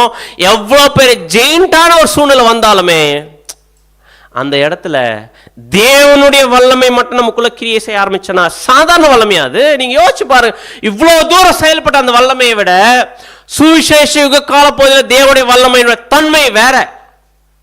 அது செய்யக்கூடிய செயல் வேற பிரம்மாண்டமான விஷயம் நம்ம லைஃப்ல பண்ணிட்டு இருக்குது. இப்பேற்பட்ட வல்லமை நம்ம மத்தியில சுவிசேஷ காலப்பருவத்தில் நம்ம மத்தியில செயல்படுதுன்னா, இந்த மாதிரி ஒரு வல்லமையை பெற்றுக்கொண்டிருக்க நம்ம என்ன பண்ண வேண்டிய அவசியம் இல்லை, பயப்பட வேண்டிய அவசியம் இல்லை. அப்படின்னா உதாரணத்துக்கு ஹெல்த், வேற ஏதாவதுக்கெல்லாம் பயம் வரும். ஜாப், திடீர்னு நம்ம என்ன பண்ணுவோம் பார்த்தீங்கன்னா, ஏதோ ஒரு விஷயத்தில் நம்ம உதாரணத்துக்கு மீட்டிங் வந்துட்டுருப்போம், அந்த டைமில் ஒரு தைரியம் வந்துட்டுருக்கோம், தைரியம் வந்துட்டு மீட்டிங் வந்துட்டுருப்போம். அதுக்கப்புறம் நடக்கும் பார்த்தீங்கன்னா சில ப்ராசஸ் நமக்காக, மீட்டிங்லாம் வந்துட்டு பயங்கர என்கரேஜ் ஆகி பயங்கர ஜீலாகி அப்படியே போவோம். போயிட்டு பார்த்தா ஃபஸ்ட்டு இது மாதிரி வந்து நீங்கள் மீட்டிங்கை விட்டு இந்த மாதிரி ஆஃபீஸை விட்டு சொல்லியும் கேட்காம நீங்கள் போனதுனால உங்களுக்கு சில ஆக்ஷன்ஸ் எடுக்கப்படும் அப்படின்னு பண்ண சொல்லுவாங்க. சொல்லும்போது பார்த்துக்கலாம் அது என்ன ஆக்ஷன், தேவனுக்காக எவ்வளோ பண்ணிட்டு வந்திருக்கிறோம், தேவன் பார்த்து அப்படின்னு இருக்கோம். அப்படி கூப்பிட்டு விசாரிக்கும் போது, கூப்பிட்டு மெமோ கொடுக்கும்போது, கூப்பிட்டு சில ஆக்ஷன்ஸ் எடுக்கும்போது, சில விஷயம் நம்ம ஜாபில் கை வைக்கும்போது, சில பெனிஃபிட்ஸ் கட் ஆகும்போது, சில ப்ராப்ளம்ஸ் கிரியேட் ஆகும்போது, அப்படியே கொஞ்சம் கொஞ்சமாக ஆகும்னு பார்த்தீங்கன்னா என்ன வர ஆரம்பிச்சிடும், இப்படியே போனால் இப்படியே போனால் என்ன ஆகிடும், கடைசியில் என்ன ஆகிடும், அவ்வளோ தூக்கிட்ட வேலை விட்டு தூக்கிட்டா, இப்போ தேவனுக்காக இதெல்லாம் பண்ணுகிறோமே, இதெல்லாம் என்ன ஆச்சுன்னா என்ன ஆகுறது அப்படின்னா என்பது மைண்ட் எங்கெங்கேயோ போயிட்டு நம்ம தானே இருக்கோம். அந்த பாயிண்ட்ல நம்ம யோசிக்கணும், இவ்வளோ தூரம் தேவனுக்காக நின்னது, தேவன் என்ன பண்ண மாட்டார், கைவிட மாட்டார். அங்கே அந்த 3 எபிரேயர்கள் மாதிரி தான், விட மாட்டார். அப்படி விட்டா கூட தேவன் மேலே இருக்கிற விசுவாசம் பண்ணிக்கூடாது, காரணத்தை கொண்டோம் கொஞ்சம் கூடாது. அப்படின்னா இந்த மாதிரி ஒரு ஃபெய்த்து எப்படி இருக்கணுமா, இந்த மாதிரி ஒரு சூழ்நிலை வருது, அப்படி நம்ம பலவீனமாக இருக்கும்போது நம்ம கிட்ட எது ஜெயிண்ட் மாதிரி நிற்கணும் அப்படின்னு பார்த்தீங்கன்னா, பரிசுத்தாவின் வல்லமை நம்ம ஜெயிண்ட் மாதிரி நிற்கணுமா, எது நம்ம முன்னாடி குழந்த மாதிரி நிற்கணும், இந்த ஃபியர் நம்ம முன்னாடி குழந்த மாதிரி நிற்கணும். ஆனால் நம்ம எப்படி நிற்கணும், ஜெயினும். ஆனால் அந்த டைமில் எப்படி மாறின்னு பார்த்தீங்கன்னா, இந்த பயம் வந்துச்சுன்னா நம்ம குழந்த மாதிரி ஆகிடுவோம், ஆனால் பயம் நம்ம முன்னாடி ஜெயிண்ட் மாதிரி நிற்கும். இது இவ்வளோ பேர் ஜெயிண்டாக கூட இருந்துட்டாலும் ஒரே ஒரு விஷயம், ஒரு சில நேரத்தில் பெரிய ப்ராப்ளமாக இருக்கும், பயம் வந்துட்டுருக்கோம், நம்ம அப்படியே ரொம்ப குறிக்கிட்டு இருப்போம். சில நேரத்தில் வரும் பாருங்கள் ஒரு தைரியம், என்ன வேணால் ஆகட்டும், தேவனே உங்ககிட்ட நான் ப்ரேயரில் வைக்கிறேன், இதுதான் சுச்சுவேஷன், எனக்கு இந்த மாதிரி சூழ்நிலை இருக்குது, நீங்கள் பார்த்துப்பீங்க, நான் தைரியமாக விசுவாசிக்க தேவன் அப்படி சொல்லி விடும்போது அந்த டைமில் ஆட்டோமேட்டிக் நம்ம என்ன ஆகும்னு பார்த்தீங்கன்னா, நம்முடைய விசுவாசம் மூலமாக நம்முடைய பரிசுத்தாவி தேவன் கொடுக்கும்போது நம்ம ஜெயிண்ட் மாதிரி வந்து நிற்கலாம். இந்த மாதிரி ஒரு சூழ்நிலை நம்ம வரணும் அப்படின்னா, அந்த டைமில் வருது பார்த்தீங்கன்னா அந்த வல்லமை, அது யார் தான் போய் கேட்கணும், பயத்தின் ஆவி வருதுன்னா போய் தேவன்கிட்ட போய், தேவனே இந்த மாதிரி ஒரு மைண்ட் எனக்கு வருது, இது எப்படி நான் ஜெயிக்கிறது அப்படின்னு தேவன்கிட்ட போய் கேட்டு என்ன பண்ணணும் பார்த்தீங்கன்னா, அதுலேருந்து வெளியே வரத்துக்கு தேவனே எனக்கு ஸ்பிரிட் கொடுங்க அப்படின்னு கேட்கும்போது அப்போ தான் நமக்கு ஒரு ஸ்ட்ரென்த் கிடைக்கும். கேட்கல என்ன பண்ணாது, கிடைக்காது. உதாரணத்துக்கு சகோதரர் சொன்னால், பிரதர் பயப்படாதீங்க பிரதர், சிஸ்டர் இந்த மாதிரி பயப்படாதீங்க, தேவன் செய்வார். பிரதர் உங்களுக்கு தெரியாத பிரதர், நீங்கள் சொல்லுவீங்க, நீங்கள் உங்களுக்கு பிரச்சனை இல்லை, நீங்கள் ஃபேஸ் பண்ணி உங்களுக்கு என்னப்பா எந்த ப்ராப்ளம் வரா, நீங்கள் நல்லா இருக்கீங்க, பிரச்சனை வந்து எனக்கு தானே பிரதர், எனக்கு தானே தெரியும், நாளைக்கு எதனா ஆச்சுன்னா நான் தானே ஃபேஸ் பண்ணணும் அப்படின்னு ஒரு அதையும் நம்ம தேவன் கொடுக்குறது எதுக்கு, ஒரு சகோதரோட ஆலோசனை ஏன் தேவன் கொடுக்குறாரு, நம்மளை பலப்படுத்துறதுக்கு தான். அந்த பலத்தையே நம்ம வாங்கி அந்த ஃபியர் என்ன பண்ணு பார்த்தீங்கன்னா, ஆக்சுவலாக ஃபியருடைய விஷயம் பார்த்தீங்கன்னா, ஃபியர் மட்டும் வந்துச்சுன்னு வச்சுங்க, அது எவ்வளோ பெரிய ஸ்ட்ராங்கான விஷயம் தான், அது என்ன பண்ணிட்டு முழுங்கிட்டே இருக்கும். ஆனால் அது நம்மளை அந்த விஷயத்தெல்லாம் முழுங்காமல் இருக்கணும்னா நம்ம என்ன ஆகணும் தெரியுங்களா, அந்த பயத்தின் ஆவி நம்ம என்ன பண்ணணும், ஜெயிக்கணும். இது ஒரு உதாரணம், இவரே பயம் வந்துச்சு எப்படி இருந்தார், ஒன்றுமே இல்லைங்க, எதுவுமே நடக்கலை, எந்த பெரிய கோலியாத் பெரிய ஜெயிண்டெல்லாம் இல்லை, அவர்கிட்ட எப்படி ரியாக்ட் பண்ணார். ஆனால் அதே பெரிய ஜெயிண்ட் கோலியாத் அவர் முன்னாடி எப்படி நின்னார் பார்த்தீங்கன்னா, தேவன் இருக்கும்போது நீ எல்லாம் ஏமாத்துறோம். ஸோ அப்படின்னா இந்த விஷயம் ஒரு புது சிஷ்ய வாழ்க்கையில் என்ன பண்ணணும் இருக்கணும். வேற எந்த விதத்தில் பயம் வரதுக்கு வாய்ப்பு இருக்கு, ஃபினான்ஷியல் ஸ்ட்ரகிள் சொல்லலாம், அடுத்தது எக்ஸாம் பயம், அடுத்தது வண்டியில் போன பயம், மேரேஜ் பற்றின பயம், இந்த மாதிரி வருதா. அப்படி வரலன்னா தான் பிரச்சனை. ஆனால் வருதுன்னா கண்டிப்பாக தேவனுடைய பிள்ளை இருக்கு நம்ம, அப்படி வருது பிரதர், ஆனால் அது என்ன பண்ணி ஆகணும், நம்ம ஜெயிக்கணும். ஆனால் 100% வரவே வராதா, சுத்தமாக வரவே வராது பிரதர், எனக்கு எந்த பயமே இல்லை பிரதர், அப்படியே இருக்கு, அப்படி இருக்க முடியுமா. விழுந்து போன சுபாவத்தில் இருக்குமா, அந்த விழுந்து போன சுபாவம் டக்குன்னு ஃபர்ஸ்ட் எதை தான் பார்க்க அப்படின்னு பார்த்தீங்கன்னா, அந்த பயத்தின் ஆவி வரும். அந்த பயத்தின் ஆவி வரும்போது இமீடியட்டாக என்ன பண்ண ஆரம்பிக்கணும், நம்ம அதை மேற்கொள்ள ஆரம்பிக்கணும். அது விட்டுட்டு கொஞ்ச நாள்ல மேற்கொண்டு விட்டு அது விழுந்துருமா, விழாது, மறுபடியும் எந்திரிச்சு நிற்கும். எனக்கோ ஒரு நாள் திடீர்னு ஞாபகம் வரும், அன்றைக்கி வேறு நம்மளை வேறு ஆஃபீஸில் இந்த மாதிரி ப்ராப்ளம், அடுத்த முறை கன்வென்ஷன் போகும்போது லீவ் போடாமல் போயிடலாம், அந்த போன முறைமே தப்பிச்சது பெரிய விஷயம், இந்த முறை நம்ம மிஸ் பண்ணி மாட்டினோம், பெரிய பிரச்சனை ஆகிடும் அப்படின்னு அந்த டைமில் அந்த பயம் வந்து நிற்கும். அப்போல்லாம் என்ன பண்ணணும் பார்த்தீங்கன்னா, ஒவ்வொரு விஷயத்துலையும் ஒவ்வொரு சூழ்நிலை நம்ம மேற்கொள்கிறோம் பார்த்தீங்கன்னா, இதுதான் தேவனுடைய பிள்ளைங்க ரொம்ப முக்கியமான விஷயம். அப்படின்னா ஏன் தேவன் பயத்தின் ஆவி நமக்குள்ளே வருது பார்த்தீங்களா? இந்த ஸ்பிரிட் ஆஃப் சவுண்ட் மைண்ட், தெளிந்த புத்தியின் ஆவி ஒருத்தர் இருக்கணும் புது சீட் சொல்கிறார் இல்லையா? ஏன் அதை சொல்கிறார் அப்படின்னு பார்த்தா, இந்த ஒரு அழைப்புக்குள்ளே வந்திருக்கிற எல்லாருமே எப்படி பட்டவங்களாமா? வசனம் வாசிக்கலாம் பாருங்கள். 1 கொரிந்தியர் 1:27. ஞானிகளை வெட்கப்படுத்தும்படி தேவன் உலகத்தில் பைத்தியமானவைகளை தெரிந்து கொண்டார், பலமுள்ளவைகளை வெட்கப்படுத்தும்படி தேவன் உலகத்தில் பலவீனமானவைகளை தெரிந்து கொண்டார். எங்களுடைய போராயுதங்கள் மாம்சத்துக்கேற்றவர்களாய் இராமல் அரண்களை நிர்மூலமாக்குகிறதற்கு தேவ பலம் உள்ளவைகளாய் இருக்கிறது. பலவீனர்கள் தான் நம்ம தெரிந்து கொண்டார். பலவீனர்கள் அப்படின்னும் போது எப்படி, எந்த பலவீனம் இல்லை, அப்படியே உடம்புல அப்படியே ஒரு மாதிரி அப்படி இல்லை. அவங்க பொதுவாகவே அவங்க எப்படி இருப்பாங்கன்னு பார்த்தீங்கன்னா, அவங்களுடைய மென்டலி எல்லாமே வந்து பார்த்தீங்கன்னா மற்ற ஜனங்களை விட இவங்க எப்படி இருப்பாங்கன்னு பார்த்தீங்கன்னா கொஞ்சம் வீக் மைண்டோ வீக் இதுவாக தான் இருப்பாங்க. இவங்கள தான் தெரிந்து கொண்டார். ஆனால் ஏன் இந்த தெளிந்த புத்தியின் ஆவி இந்த மாதிரி ஆட்களை சூஸ் பண்ணுது அப்படின்னு பார்த்தீங்கன்னா, இந்த மாதிரி ஆட்களுக்குள்ளதான் எது தேவை? பவர் தேவை, வல்லமை எதுக்கு தான் தேவை? ஒரு விஷயத்த பலவீனமா இருக்குதுன்னா அதுக்கு தான் நான் என்ன தேவை? வல்லமை தேவை. இந்த மாதிரி பலவீனமா இருந்த ஒருத்தர் பலம் உள்ளவராக மாறினார். பரிசுத்த ஆவியினால அது பவர் கிடைச்ச உடனே யாரை சொல்லலாம்? சுவிசேஷத்துக்குள்ள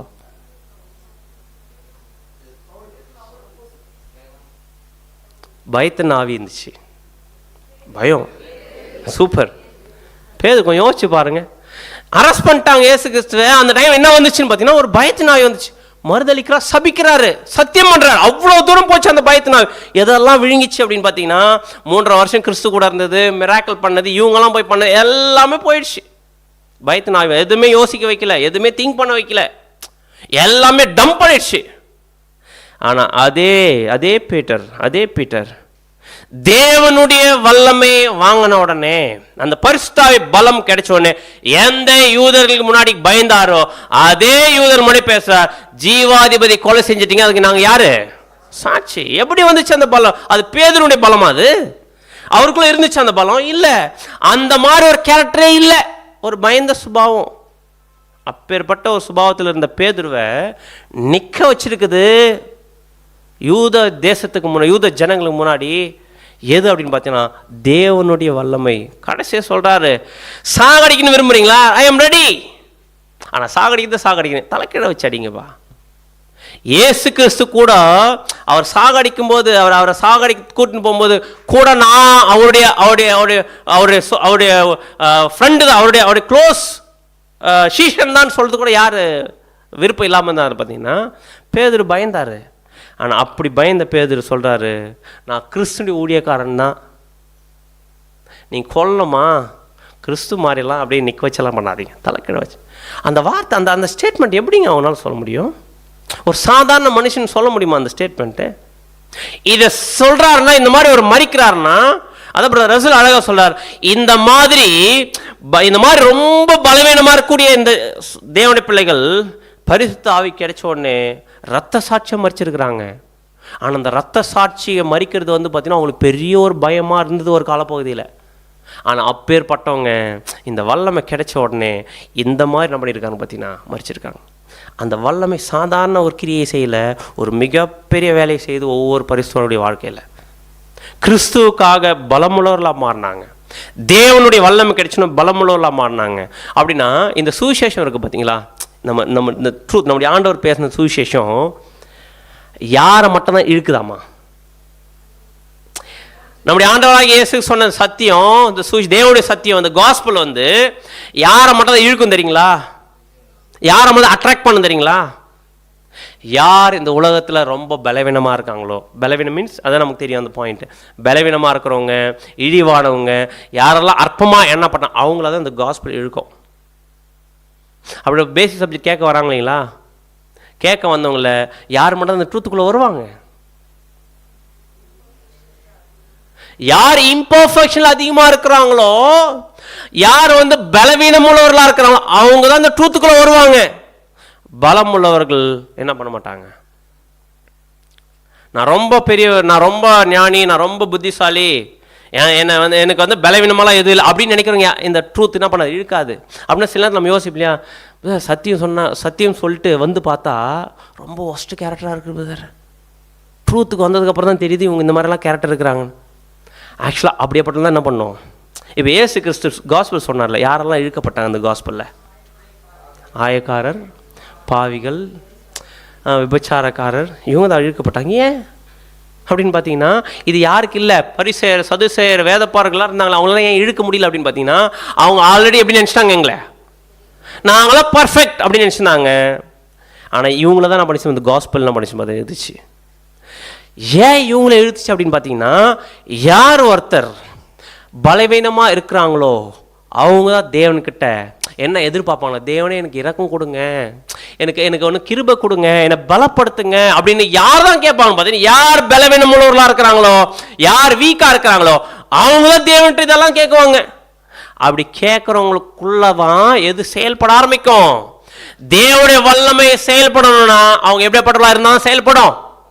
அவன் பலவீனமாக இருக்கிறவங்க தான் செயல்படும். நான் பலம் உள்ளவன், எனக்கு வல்லமை தேவையில்லை அப்படின்னா அப்படிப்பட்ட தேவனுடைய வல்லமை என்ன பண்ணாது, செயல்படாது. அப்படின்னா ட்ரூத்தில் இருக்கிற நம்ம எல்லாருமே பலவீனம் உள்ளவர்கள் தான். ஆனால் பலம் வீனம் உள்ளவர்கள் அப்படின்றத நம்மளை தான் இழுத்துருக்கு ட்ரூத்து. ஆனால் அப்படியே இருக்கிறதுக்கு இழுத்துருக்கா இல்லை. நம்ம இன்னும் ஆக ஆரம்பிக்கணும், ஸ்ட்ராங்காக ஆரம்பிக்கணும், அதே நேரத்தில் ரொம்ப உறுதியாக ஆரம்பிக்கணும். எந்த கேரக்டரில் இருந்தோமோ ட்ரூத்துக்கு வரத்துக்கு முன்னாடி அந்த கேரக்டர் அப்படியே சேஞ்ச் ஆகிருக்கணும், அப்படியே டிரான்ஸ்ஃபார்ம் ஆகிருக்கணும். அப்படி ஆகலை அப்படின்னா தேவனுடைய அந்த தெளிந்த புத்தியின் ஆவி நமக்குள்ள என்ன பண்ணணும்னு அர்த்தம், செயல்படுற அர்த்தம். தேவனுடைய வல்லமை நம்ம லைஃப்ல ஆகலன்னு அர்த்தம், செயல்படும். அப்படியே இருக்கிறோம், அதே மாதிரி இருக்கிறோம் அப்படின்னா ஒரு யூஸுமே இல்லை. ஸோ அப்படி தெளிந்த புத்தி ஆவி இருக்கிறவங்க மத்தியில் என்ன இருக்காது, பயத்தின் ஆவி இருக்காது. வரவே வராதா, வரும். வந்தா என்ன பண்ணிடுவாங்க, இவங்க மேற்கொள்வாங்க. அதுதான் தெளிந்த புத்தியின் ஆவி இருந்துச்சுன்னா மேற்கொள்வாங்க, இல்லைன்னா மேற்கொள்ள மாட்டாங்க. ஸோ ரெண்டாவது விஷயம் என்னன்னு பார்த்தீங்கன்னா, தெளிந்த புத்தி ஆவி இல்லைன்னா நம்ம எப்படி ஆயிடுவோம் அப்படின்னு பார்த்தீங்கன்னா, ஐ ஆம் ரைட் அப்படின்னுமா, நான் சொல்றதுதான் கரெக்டு, நான் புரிஞ்சிட்டு இருக்கிறதான் கரெக்டு, நான் செய்யறதான் கரெக்டு பிரதர் அப்படின்ற தாட் யாருக்கு வந்துடும்? யாருக்கு வந்துடும் பார்த்தீங்கன்னா, தெளிந்த புத்தி ஆவி இல்லாதவங்களுக்கு வந்துடும். இந்த மாதிரி ஒருத்தர் இருக்கிறாங்கன்னு வச்சுக்கங்க, நான் சொல்கிறது தான் கரெக்டு, நான் செய்கிறது தான் கரெக்டு, நான் புரிஞ்சுட்டு தான் கரெக்டு அப்படின்னு நினச்சிட்டு இருக்கிறாங்கன்னா அவங்க என்ன பண்ணுறாங்களாமா, நம்முடைய ஆண்டவராக இயேசு தான் டீச்சர், கரெக்டாக இல்லைங்களா? அவர் தான் இன்ஸ்ட்ரக்ட் கொடுக்குறவர். அப்படி நம்ம நினச்சிருந்தோம்னா நம்முடைய ஆண்டவர் சொல்லக்கூடிய வார்த்தைக்கு, நம்முடைய ஆண்டவர் சொன்ன சத்தியத்திற்கு என்ன பண்ண மாட்டாங்க, அவங்க ஒபே பண்ண மாட்டாங்க. அப்படின்னா நம்ம எந்த விதத்திலும் எந்த மைண்டில் இருக்கக்கூடாதுன்னு பார்த்தீங்கன்னா, நான் செய்கிறது கரெக்டு, நான் சொல்கிறது கரெக்டு, நான் யோசிக்கிறது கரெக்டு அப்படின்னு நினச்சிட்டு இருந்தோம்னா தேவனுடைய வார்த்தையை நம்ம என்ன பண்ண மாட்டோம். ஆனால் தெளிந்த புத்தி ஆவி இருக்கிறவங்க தங்களை நம்புறதை விட, தங்களுடைய சுய சிந்தையை நம்புறதை விட சத்தியம் எது கரெக்டுன்னு சொல்லுதோ, சத்தியம் எது கரெக்டுன்னு சொல்கிறாங்களோ சகோதரர்கள், அதுதான் என்ன பண்ணிப்பாங்க, அக்செப்ட் பண்ணிப்பாங்க. அதுக்கேற்ற மாதிரி தான் நாங்கள் என்ன பண்ணுவாங்க, மாற்றுவாங்க. அப்படின்னா சத்தியத்தில் இருக்கக்கூடிய சகோதரர்களோ, நம்முடைய ஆண்டவராக இயேசு கிறிஸ்து சொன்னக்கூடிய சத்தியத்தோ இதுக்கு இசைந்து போகணும். அது நான் சொல்கிறது கரெக்டு, நான் அண்டர்ஸ்டாண்ட் பண்ணிக்க. உதாரணத்துக்கு ட்ரூத் இருக்குன்னு வச்சுக்கோங்க. இந்த ட்ரூத்லேயே பல விதத்தில் என்ன பண்ணுறாங்க பார்த்தீங்கன்னா இருக்குது. ஆனால் அதெல்லாம் நான் சொல்கிறது கரெக்டு, நான் விசுவாசிக்கு கரெக்டுன்னு சொல்கிறது கரெக்டாக? பிளைனாக சத்திய வசனங்கள் எது கரெக்டுன்னு சொல்லுதோ அது எதுவாக இருந்தாட்டாலுமே அது இம்மீடியட்டாக அதை ஏற்றுக்கிற மனசு என்ன பண்ணணும், இம்மீடியட்டாக இருக்கணும். இவங்க சொல்கிறத நம்ம ஏற்றுக்கிட்டா, இவங்க சொன்னதை நம்ம ஏற்றுக்கிற மாதிரி ஆகிடுன்றதுக்காக, ஒரு வீம்பு காட்டுறதுக்காகலாம் எதுவும் இல்லை. அப்படியே பட்டவங்களுக்கு தேவனுடைய வல்லமை என்ன பண்ணாது, செயல்படாது. யார் ஒருத்தர் சத்தியத்தை பார்த்து இது சத்தியம்னு சொல்லுதா, நான் இந்த மாதிரி தாட்டில் இருக்குன்னா, ட்ரூத் இதுதான் தெரிஞ்சுன்னா இம்மீடியட்டாக ஒப்பு கொடுத்தாங்கன்னா அவங்க மத்தியில் கிரியை செய்யும் தேவனுடைய வல்லமை. அதுக்கப்புறம் அந்த தெரிஞ்சு கொண்ட சத்தியத்துக்கு ஏற்ற ஒரு வாழ்க்கையை வாழறதுக்கு அந்த வல்லமை செயல்பட ஆரம்பிக்கும். அடுத்து நம்மளை இன்னும் அதிகமான சத்தியத்தை நம்ம வழி நடத்துறதுக்கு என்ன பண்ணும்போது அந்த வல்லமை செயல்படும். அப்படின்னா இந்த மைண்ட் இருக்கணும். எக்காரணத்துக்கு எந்த மைண்ட் இருந்துக்கூடாதுன்னு பார்த்தீங்கன்னா, எனக்கு எல்லாம் தெரியும், நான் யார்கிட்டையும் கற்றுக்க வேண்டிய அவசியம் இல்லை, யாருக்கும் நான் தெரிஞ்சிக்க வேண்டிய அவசியம் இல்லை, அந்த மைண்ட் என்ன பண்ணவே கூடாது, போது இருக்கவே கூடாது. தெளிந்த புத்தி ஆவி இருந்துச்சுன்னா எப்பவுமே தேவனுடைய சத்தியத்தை கீழ்ப்படிக்கூடிய மைண்ட் இருக்கும். அடுத்தது மூணாவது விஷயம், தெளிந்த புத்தி ஆவி இல்லாதவர்கள் எப்போவுமே தங்களை அப்ரிஷியேட் பண்ணணும்னு எதிர்பார்த்துனே இருப்பாங்க. ஹையர் அப்ரிசியேஷன் எதிர்பார்த்துனே இருப்பாங்களாம். என்ன யாருன்னா போடுவாங்களா, இந்த விஷயத்தை செஞ்சா அந்த விஷயத்தை செஞ்சா, எது செஞ்சாலுமே இக்லீஷால தேவனுடைய ஊழியத்தை எந்த வேலை செஞ்சாலுமே அதில் எதிர்பார்த்துட்டே இருப்பாங்க அப்ரிசியேஷன்ஸ். அப்படி வருதா நம்ம மைண்டில்? தோணுதா? அப்படி தோணுச்சுன்னா தெளிந்த புத்தியின் ஆவியில் நம்ம இல்லைன்னு அர்த்தம், அதில் குறைவுபட்டிருக்குன்னு அர்த்தம். ஆனால் என்ன ஆச்சரியமான விஷயம் பார்த்து ரசல் சொல்லும் போது, இந்த அப்ரிசியேஷன் எதிர்பார்க்குற ஆவி இருக்குது பார்த்தீங்களா, சில பேருக்கு இருக்குமா, அதான் சொல்லும்போது it is a life work with many. நிறைய பேருக்கு அவங்களுடைய வாழ்க்கையில் மிகப்பெரிய வேலை எது தெரியுங்களா? எது அப்படின்னு பார்த்தீங்கன்னா, வாழ்க்கையில் அவங்க சாகிற வரைக்கும் நிறைய பேருக்கு எது மிகப்பெரிய வேலையாக இருக்குமா, to கான்க்வர் their too high appreciation of themselves. அவங்க தங்களை அப்ரிஷியேட் பண்ணுறாங்க பார்த்தீங்களா, நினைக்கிறாங்க பார்த்தீங்களா, மற்றவங்க என்ன அப்ரிஷியேட் பண்ணணும், நான் என்ன அப்ரிஷியேட் பண்ணிக்கணும்னு. இந்த அப்ரிஷியேஷனை ஜெயிக்கிறது தான் அவங்களுக்கு மிகப்பெரிய பிரதானமான வேலையாக இருக்குமா சாகிற வரைக்கும். நிறைய பேருக்கு இதுவே பெரிய ட்ரையல்ஸ் தான். அப்படின்னா இதை ஜெயிக்கணும்னா, இது சாகிற வரைக்கும் இந்த சில பேருக்கு இதுதான் வீக்னஸாகவே இருக்கும். இதை ஜெயிக்கணும்னா என்ன ஆவி வேணும்? தெளிந்த புத்தியின் ஆவி. இது இல்லைன்னு வச்சுக்கோங்க, எதை பார்த்தாலும் அப்ரிசியேஷன் எதிர்பார்க்கும். சப்ஜெக்ட் பேசினா, தேவ ஊழியத்தை செஞ்சா, ஓபிஎஸ் போட்டா, இல்லை சேர் போட்டா, பாட்டு பாடினா, அதில் பைபிள் வாசிச்சா, இல்லை வேற எந்த ஊழியம் பண்ணா, எந்த ஊழியம் தேவனுக்காக நம்ம செய்கிறோமோ ஒரு ஊழியன்னு சொல்லிட்டு அந்த ஊழியத்தில் எல்லாத்துலேயும் ஒரு அப்ரிசியேஷன் எதிர்பார்த்துட்டே இருக்கும். சகோதரர்கள் பாராட்டுறது வேற, என்கரேஜ் பண்ணுறது வேற, ஆனால் நம்ம எதிர்பார்க்கறது தப்பு. நம்ம எக்ஸ்பெக்ட் பண்ணி அதை தேடி, சில பேர்லாம் அது பர்பஸாக தேடி, பிரதர் எப்படி இருக்கீங்க அப்படின்னு பேசிட்டு, எப்படி இருந்துச்சு பிரதர், எதுவுமே சொல்ல மாட்டேன்றீங்க அப்படின்னு வாலண்டியராக போய் கேட்டு என்ன பண்ணு பார்த்தீங்கன்னா வாங்குறது அந்த அப்ரிசியேஷனை. அப்படின்னா இந்த ஒரு ஹார்ட்டு என்ன பண்ணவே கூடாது. அப்படி இருக்குன்னா தெளிந்த புத்தியின் ஆவில் நம்ம இல்லைன்னு அர்த்தம். அப்படின்னா இது மட்டுமா அப்படின்னு பார்த்தா, சில பேர் என்ன பண்ணுவாங்க தெரியுங்களா, ஐ எம் நாட் வர்த்தி,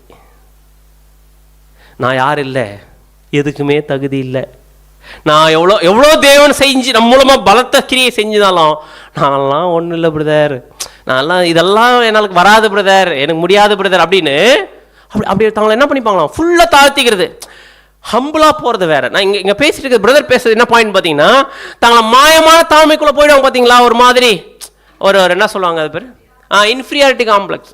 அதாவது தன்னை தாழ்வு மனப்பானைக்குள்ளே கொண்டு போயிடுறது. இந்த மாதிரி தாழ்வு மனப்பானைக்குள்ளே போயிடாதீங்க, ரொம்ப அப்ரிசியேஷன் எதிர்பார்த்துக்காது. தெளிந்த புத்தியில் ஆவில், அந்த வார்த்தை பாருங்க, தெளிந்த புத்தினா, தெளிந்த புத்தின் ஆவி வார்த்தை இருந்துச்சு, தெளிவாக இருப்பாங்க. அப்ரிசியேஷன் இவ்வளோ வருதா, அது தேவனுக்கு மட்டும்தான். இந்த விஷயம் தேவன் நம்ம மத்தியை வச்சு நம்மளை வச்சு செயல்படுத்துறாரா, தேங்க்ஸ் பிரதர், எனக்காக ப்ரேயர் பண்ணிக்கோங்க, அவ்வளோதான்.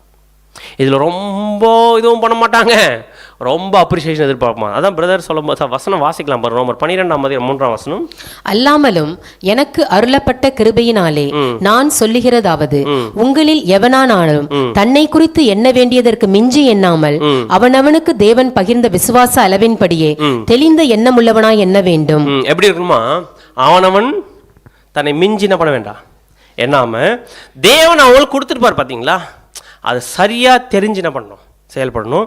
அதான் ரசூல் சொல்லும்போது ரீபிரின்ஸ்ல அப்படியே ஒவ்வொரு ரீபிரின்ஸ் ஆர்டிக்கலும் வாசிங்க. தன்னை நிதானமாக நினைத்துக்கொள், சிலர் தங்களுடைய திறமைகளை குறித்து மதிப்பிட முனைகிறார்கள், எனவே அவர்கள் எவ்வளவு பயனுள்ளதாக இருந்தாலும். சில பேர் என்ன பண்றாங்க, நம்முடைய திறமை, தேவன் நமக்கு தாளந்து கொடுத்துருக்காங்க, தாளந்த ரொம்ப குறைஞ்சி மதிப்பிடுறது.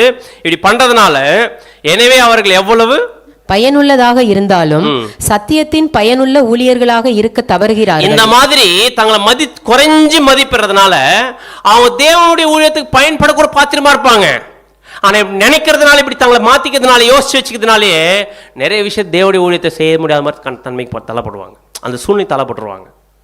அப்படின்னா அந்த மாதிரி கண்டிஷனா பண்ணிடாதீங்க, போயிடாதீங்க. அடுத்தது, ஒருவரின் திறமைகளை நிதானமாக மதிப்பிடுங்கள், அவற்றை மிகைப்படுத்தவோ அல்லது குறைந்து மதிப்பிடவோ கூடாது. என்ன பண்ணிக்க வேண்டாம், நம்மளை அனலைஸ் பண்ணும்போது ரொம்ப ஓவராக அனலைஸ் பண்ணிடாதீங்க, அப்ரிஷியேட் பண்ணுற மாதிரி ரொம்ப குறைவாக பண்ணிடாதீங்க, போட்டுறாதீங்க. அடுத்து சொல்ல பாருங்க, ஒருவேளை இந்த மாதிரி ஓவர் அப்ரிஷியேட் பண்ணி நம்ம மேட்டிமை சிந்தையில் இருக்கும் பார்த்தீங்களா, இந்த மாதிரி ஒருத்தர் இருக்கிறாங்கன்னா அவங்க போதையில் இருக்கிறாங்கன்னு சொல்கிறார். தெளிந்த புத்தியின் ஆவில் இல்லையா, தெளிவா இல்ல, போதையில் இருக்கிறாங்கன்றார். ஏன் சொல்றாருன்னு பார்த்தீங்கன்னா அப்படியே வாசிங்க. உலகத்தின் ஆவியை உள்வாங்குவதன் மூலம் வரும் போதைதான் முட்டாள்தனமான பெருமைக்கு இட்டு செல்கிறது. ஒருத்தருக்குள்ள தெளிந்த புத்தியின் ஆவி இல்லாம மேட்டிமை சிந்தை இருக்கிறாங்க அப்படின்னா அவங்களுக்கு என்ன ஆவி வந்துருக்கு, என்ன ஆவி, உலகத்தின் ஆவி வந்த உடனே போதைக்குள்ள போறாங்க. அந்த போதைக்குள்ள போதை என்ன ஆகும் பார்த்தீங்கன்னா பெருமையின் ஆவிக்கு என்ன பண்ணுவது, இட்டு செல்லும். அப்படியே வாசிங்க. இது நிதானமான உணர்வுகளில் ஒரு மனிதன் வெட்கப்படுவான். ஒருவேளை நிதானமா நம்ம உட்காந்து யோசிச்சோம்னா யாருக்கு அசிங்கமா இருக்கும்? சில நேரத்தில் சில இதை பண்ணிட்டு நம்ம அப்ரிசியேஷன் எதிர்பார்த்துட்டு வீட்டில் போய் வந்து இதுக்கு போய் இப்படி தேடி போய் அப்ரிசியேஷன் வாங்கணுமே, அந்த டைம் தெளிந்த புத்தி ஆவி வந்துட்டுருக்கோம். போய் உட்காந்து யோசிக்கும் போது நமக்கு ஐயோ ஏன் இந்த போய் இப்படி பண்ணிட்டுமே அப்படின்னு ஒரு தாட் நம்ம பார்த்தீங்கன்னா வர ஆரம்பிச்சிடும். ஆனால் அடுத்து சொல்றாரு பாருங்க, இத்தகைய போதை கடவுளின் பார்வையில் அருவருப்பான. ஒருவேளை இந்த மாதிரி மைண்ட் நம்ம சுத்திட்டு இருந்தோம்னா தேவன் பார்க்கும்போது அப்ரிஷியேட் பண்ண மாட்டாரு, ரொம்ப அருவருப்பாக பார்ப்பாரு நம்மளை. அப்படின்னா இந்த விஷயம் நம்ம ரொம்ப ஓவர் எக்ஸாகரேட்டும் பண்ணிக்க வேண்டாம், அதில் ரொம்ப கீழான பண்ணிக்க வேண்டாம், தாழ்த்திக்க வேண்டாம். தேவன் எந்த அளவுக்கு நம்ம கொடுத்துருக்கிறாரோ அதை வந்து பேலன்ஸ்டு பண்ணி என்ன பண்ணணும் பார்த்தீங்கன்னா இருக்கணும். இதுதான் தெளிந்த புத்தியினுடைய ஆவி இருக்கக்கூடிய பிள்ளைகள். அதே நேரத்தில் தெளிந்த புத்தி ஆவி ஒருத்தர் சொன்னா எனக்கு எல்லாம் தெரியும், யார் எனக்கு சொல்ல வேண்டிய அவசியம் இல்லைன்ற தாட் என்ன பண்ணாது வர. இந்த மாதிரி தாட் இருக்குதுன்னா அவங்க தெளிந்த புத்தியின் ஆவியில் என்ன பண்ண மாட்டாங்க, இருக்க மாட்டாங்க. பிரதர் ரசூல் சொல்லும் போது அழகா சொல்றாரு பாருங்க, வாசிங்க. தங்கள் வாழ்வில் சாதிக்க வேண்டும் என்பதற்காக சிலர் அதிகப்படியாக தங்களை தாங்களே தாழ்த்தி கொள்வதினால் அவர்கள் சத்திய ஆவியால் உற்சாகப்பட்டு உயர்ந்த நிலையை அடைந்து தங்களுக்கும் மற்றவர்களுக்கும் உபயோகமாக இருப்பார்கள். தேவனுடைய விஷயத்துக்காக தங்களை அதிகப்படியா தங்களை தாழ்த்திக்கிறவங்க தேவனுடைய சத்திய ஆவியின் மூலமா என்ன பண்ணப்படுவாங்க, உயர்த்தப்படுவாங்க. அந்த உயர்த்தப்படுறது மூலமா அவங்க அநேகருக்கு பயனுள்ளவங்களா மாறுப்பாங்க, அநேகருக்கு யூஸ் ஆவாங்க. ஆனா அதே ஒருத்தர் தங்களை தாழ்த்தாம வேறு சிலர் தன்னைத்தானே உயர்த்தி கொண்டு அநேகரை சீர்திருத்தி நல்லா கவனிங்க, தன்னைத்தானே உயர்த்தி கொண்டு அநேகரை சீர்திருத்தி கொள்ள பெற்றுக்கொண்ட சத்திய ஆவியை மற்றவங்களை சீர்திருத்துறது. இவங்க நான் கரெக்ட் நினச்சிக்கிட்டு மற்றவங்க கரெக்ட் பண்ணுறேன்னு என்ன பண்ண பார்த்தீங்கன்னா யோசிக்கிறது. இதுக்கு என்ன பண்ணுவாங்கம்மா, பெற்றுக்கொண்ட சத்திய ஆவியை தங்கள் கர்வத்தாலும் மிதமிஞ்சிய எண்ணத்தாலும் தங்கள் மனசாட்சியை பெரிதென்று கான்ஷியஸ் பெருசு, நான் என் கான்ஷியஸ் கரெக்ட், என் கான்ஷியஸ் சொல்றத ரைட்னு நினைச்சுக்கிட்டு தங்களையே வஞ்சித்துக் கொள்கிறார்கள். அப்படி நினைச்சிட்டு இருந்தாங்கன்னா அவங்க என்ன பண்றாங்க தங்களை. அப்போ அவங்களுக்குள்ள என்ன இல்லைன்னு அர்த்தம், ஒரு தெளிந்த புத்தியின் ஆவி இல்லைன்னு அர்த்தம். இப்படியாப்பட்டவங்களுக்குள்ள எது செயல்படாது, தேவனுடைய வல்லமை செயல்படாத. வசனம் வாசிக்கலாம், 1 கொரிந்தியர் 8:2 ஒருவன் தான் ஏதேனும் ஒன்றை அறிந்தவன் என்று எண்ணிக்கொள்வானால் ஒன்றையும் அறிய வேண்டிய பிரகாரமாக அவன் இன்னும் அறியவில்லை. அப்படி என்ன சொல்லிட்டாரு பார்த்தீங்கன்னா, ஒருத்தர் இந்த மாதிரி மைண்ட்ல இருக்கிறாங்க அப்படின்னா எனக்கு எல்லாம் தெரியும், எனக்கு யாரும் எனக்கு சொல்ல வேண்டியதில்லை, என் கான்ஷியஸ் சொல்றதான் கரெக்டு, அதே மாதிரி மிதமிஞ்சி ரொம்ப யோசிச்சு வச்சிருக்காங்கன்னா தெளிவாக சொல்லிட்டு அவங்க தெரிஞ்சுக்கின விதம் எப்படி இருக்கும் பார்த்தீங்கன்னா, தெரிஞ்சுக்கிறத ஒழுங்கான பண்ணலாம், அவங்க தெரிஞ்சுக்கல, இன்னும் தெரிஞ்சிக்க வேண்டியது நிறைய இருக்குது, இன்னும் தெளிவாக வேண்டியது நிறைய இருக்குன்றத நம்ம பார்த்தீங்கன்னா சொல்றாரு. அப்படின்னா தெளிந்த புத்தி ஆவி இருக்கிறவங்க எப்பவுமே எனக்கு எல்லாம் தெரியுன்ற தாட் என்ன பண்ண மாட்டாங்க. எப்பவுமே தேவனுடைய பிள்ளைகளாக இருக்கிற ஒவ்வொருத்தருமே லேர்ன் பண்ணிகிட்டே இருப்பாங்க, சாகர வரைக்கும் லேர்ன் பண்ணிட்டே இருப்பாங்க. இந்த மைண்ட் இருக்கு தான் தெளிந்த புத்தின்னு ஆவி. அதே நேரத்தில் தெளிந்த புத்தி ஆவி இல்லாதவங்களாக நம்ம இருந்தோம்னா நம்ம எதை எதிர்பார்ப்போம் பார்த்தீங்கன்னா, வெல்த், ஃபேம், சோஷியல் பொசிஷன். வெல்த்னா சொத்து, ஃபேம்னா புகழ்ச்சி, சோஷியல் பொசிஷன்னா சமுதாய அந்தஸ்து. இதை விரும்புவாங்களாம் யாரு, தெளிந்த புத்தி ஆவி இல்லாத நம்ம இருந்தோம்னா இதை அழகாக எதிர்பார்ப்போம். இந்த ஆவி யாருடைய ஆவி? சாத்தானுடைய ஆவி, தெளிந்த புத்தி இல்லாதனுடைய ஆவி. அப்போ இந்த உலகத்தில் இருக்கிறவங்களாம் எந்த மைண்டில் தான் இருக்கிறாங்க? பிரதர் அழகாக சொல்ல, இந்த உலகத்தில் இருக்க எல்லாருமே விழுந்து போகிற சுபாவத்தில் இருக்க எல்லாருமே என்ன ஆவியில் தான் இருக்கிறாங்க? தெளிந்த புத்தி ஆவி இல்லாமல் இருக்கிறாங்க. நமக்கு ஏன் தெளிந்த புத்தி ஆவியில் நம்ம இருக்கணும் அப்படின்னு பார்த்தீங்கன்னா, அவங்கள விட நம்ம யாரு? அவங்கள விட மேற்பட்டவங்க. அப்படி மேற்பட்டவங்களா இருக்கிற நம்ம தெளிந்த புத்தியில் ஆவியில் இருந்தா இதை என்ன பண்ண மாட்டோம், விரும்ப மாட்டோம். ஆனால் இது இருக்கா நம்மக்கிட்ட? இருக்கா? இருக்கும். ஆனால் இது என்ன பண்ண மாட்டோம், நம்ம யூஸ் பண்ண மாட்டோம். அதே நேரத்தில் நம்ம வெல்த் இருக்கா? வெல்த் இருக்கு. ஆனால் அது எப்படி யூஸ் பண்ண மாட்டோம்னா, உலக பிரகாரம் விஷயத்தில் ஒரு மேட்டிமையான சிந்தை புகழுக்காக என்ன பண்ண மாட்டேன், யூஸ் பண்ண மாட்டோம். சோஷியல் பொசிஷன், சமுதாயத்தில் ஒரு அந்தஸ்து இருக்கும். ஆனால் அந்த அந்தஸ்தை நம்ம சுயநலத்துக்காகவோ நம்முடைய பேர் புகழுக்காக என்ன பண்ண மாட்டோம், பயன்படுத்த மாட்டோம். எல்லாமே எதுக்கு எடுத்து வந்து போடணும், தேவனுடைய விஷயத்துக்காக, தேவனுடைய ஊழியத்துக்காக, தேவனுக்காக இதை பயன்படுத்தணுமே தவிர இது எக்காரணத்துக்காக நமக்கோ உலகத்தில் ஒரு சோஷியல் ஸ்டேட்டஸ் அந்தஸ்துக்காக பயன்படுத்தணும்னா தெளிந்த புத்தியின் ஆவி நமக்கு இல்லைன்னு அர்த்தம். அது பணமாக இருக்கட்டும், அது பொருளாக இருக்கட்டும், அது வந்து சொத்தாக இருக்கட்டும், எதுவாக இருக்கட்டும். ஆனால் தெளிந்த புத்தி ஆவி இருக்கிறவங்க அது தெளிவாக இருப்பாங்க. இது எல்லாமே அதான் சொல்கிறார் பிரதர் அழகாக சொல்லும்போது, இந்த தெளிந்த புத்தி ஆவி இருக்குன்னு புரிஞ்சுப்பாங்களாம். அது சொத்தா என்கிட்ட குவிஞ்சு கிடக்குதா, ஆனால் ஒரு நாள் என் உயிர் போச்சுன்னா அதை என்னால் யூஸ் பண்ண முடியாது அப்படின்றத யார் தெளிவாக இருப்பாங்க, தெளிந்த புத்தி ஆவியில் இருக்கும். பணம் இருக்குதா, அது எவ்வளோ கோடிக்கணக்கில் குவிஞ்சிருந்தாலுமே அது ஒரு நாள் நைட் நம்ம உயிர் போயிடுச்சுன்னா அந்த பணம் நம்மளால் யூஸ் பண்ண முடியாது. அது தேவனுக்காக பயன்படுத்தணுன்ற மைண்ட் யாருக்கு இருக்கும், தெளிந்த புத்தி ஆவியில் இருக்கிறோம். புகழா, அதான் பிரதர் அழகாக சொன்னார். புகழ்னாமா, இந்த பூமி சுத்தது இல்லைங்களா, இந்த பூமி சுத்தும் போது எதுவும் மறிச்சிருமா, புகழும் மறிச்சிருமா. ஒரு கட்டத்தில் புகழோடு வாழ்ந்தவங்க இன்னைக்கு பேர் இருக்குதா, அவனுடைய புகழ் இன்னைக்கு கொடி கட்டி பறக்குதா, இல்லை, எல்லாம் ஆயிடுறாங்க, மறந்துடுறாங்க, அதுவும் மறிச்சு போகுது. அப்படின்னா இதில் எந்த விதத்திலையும் புது தெளிந்த புத்தி ஆவி இருக்கிறோம், எந்த விதத்திலையும் எதிர்பார்க்க மாட்டாங்க புகழ். அப்படின்னா நம்ம செய்யக்கூடிய ஊழியத்தில் புகழ் எதிர்பார்த்தாலும் அந்த டைமில் நான் பார்த்தீங்கன்னா யோசிக்கணும், இதெல்லாம் வீண், வேஸ்ட்டு. அதான் நம்ம பார்க்கும்போது வசனம் வாசிக்கலாம். 1 Péதர் 1:18. உங்கள் முன்னோர்களால் பாரம்பரியமாய் நீங்கள் அனுசரித்து வந்த வீணான நடத்தையின் இன்று அழிவுள்ள வஸ்துக்கள் ஆகிய வெள்ளியினாலும் பொன்னினாலும் மீட்கப்படாமல். இந்த சொத்து சேர்த்து வைக்கிறாங்க பார்த்தீங்களா, சொத்து பணம் இந்த சேர்த்து வைக்கிறது, இந்த ஒரு மைண்ட் இருக்கு இல்லையா, இது யாருடைய மைண்டு? இப்போ இந்த சொத்தெல்லாம் சேர்த்துப்பா ஃப்யூச்சர் என்ன பண்ணி வைக்கணும், நம்ம சொத்து சேர்த்து வைக்கணும், பணத்தை சேர்த்து வைக்கணும், அந்தஸ்தை சேர்த்து வைக்கணும், சோஷியல் ஸ்டேட்டஸ் சேர்த்து வைக்கணும். அப்படி சமுதாயத்தில் ஒரு அந்தஸ்தா இல்லைன்னா நம்ம யார் நம்மளை மதிப்பா அப்படின்னு நல்லா இருக்கு பார்த்தீங்களா. இதெல்லாம் யார் பண்ணுறது, உலகத்தார் பண்ணுறாங்க. இது யார் அவங்களுக்கு சொல்லி கொடுத்தது, இந்த மாதிரிலாம் சேர்த்து வைக்கணும் யார் சொல்லி கொடுத்தது அவங்களுக்கு அப்படின்னு பார்த்தீங்கன்னா, அதான் வசனம் அழகாக சொல்லுது, உங்கள் முன்னோர்களால் பாரம்பரியமாய் நீங்கள் அனுசரித்து வந்த வீணான் நடத்தை நின்று. அப்படின்னா இதெல்லாம் யாருடைய செயல் பார்த்தீங்கன்னா, முறை பாரம்பரியமாக வந்துட்டு இருக்கோம். இந்த விஷயம் ஒரு புது சிருஷ்டி என்ன பண்ணக்கூடாது, செய்யக்கூடாது. சொல்லும் போது அழகாக சொல்றார் பிரதர், சொல்லும் போது வாசிங்க. தகுதி இல்லாத பொருளுக்காக வீணாக உழைக்கிறது பாரம்பரிய செயல். தகுதி இல்லாத பொருளுக்காக வீணா உழைக்கிறது என்ன பார்த்தீங்கன்னா, இது யாருடைய செயல்? நல்லா சொத்து சேர்த்து வச்சிருவாங்க, இவங்க செத்துருவாங்க, இவங்க அனுபவிக்க மாட்டாங்க. அது அவங்க பசங்களாச்சும் அனுபவிப்பாங்களா, அவங்களும் சிலது அனுபவிக்காம போயிடுவாங்க.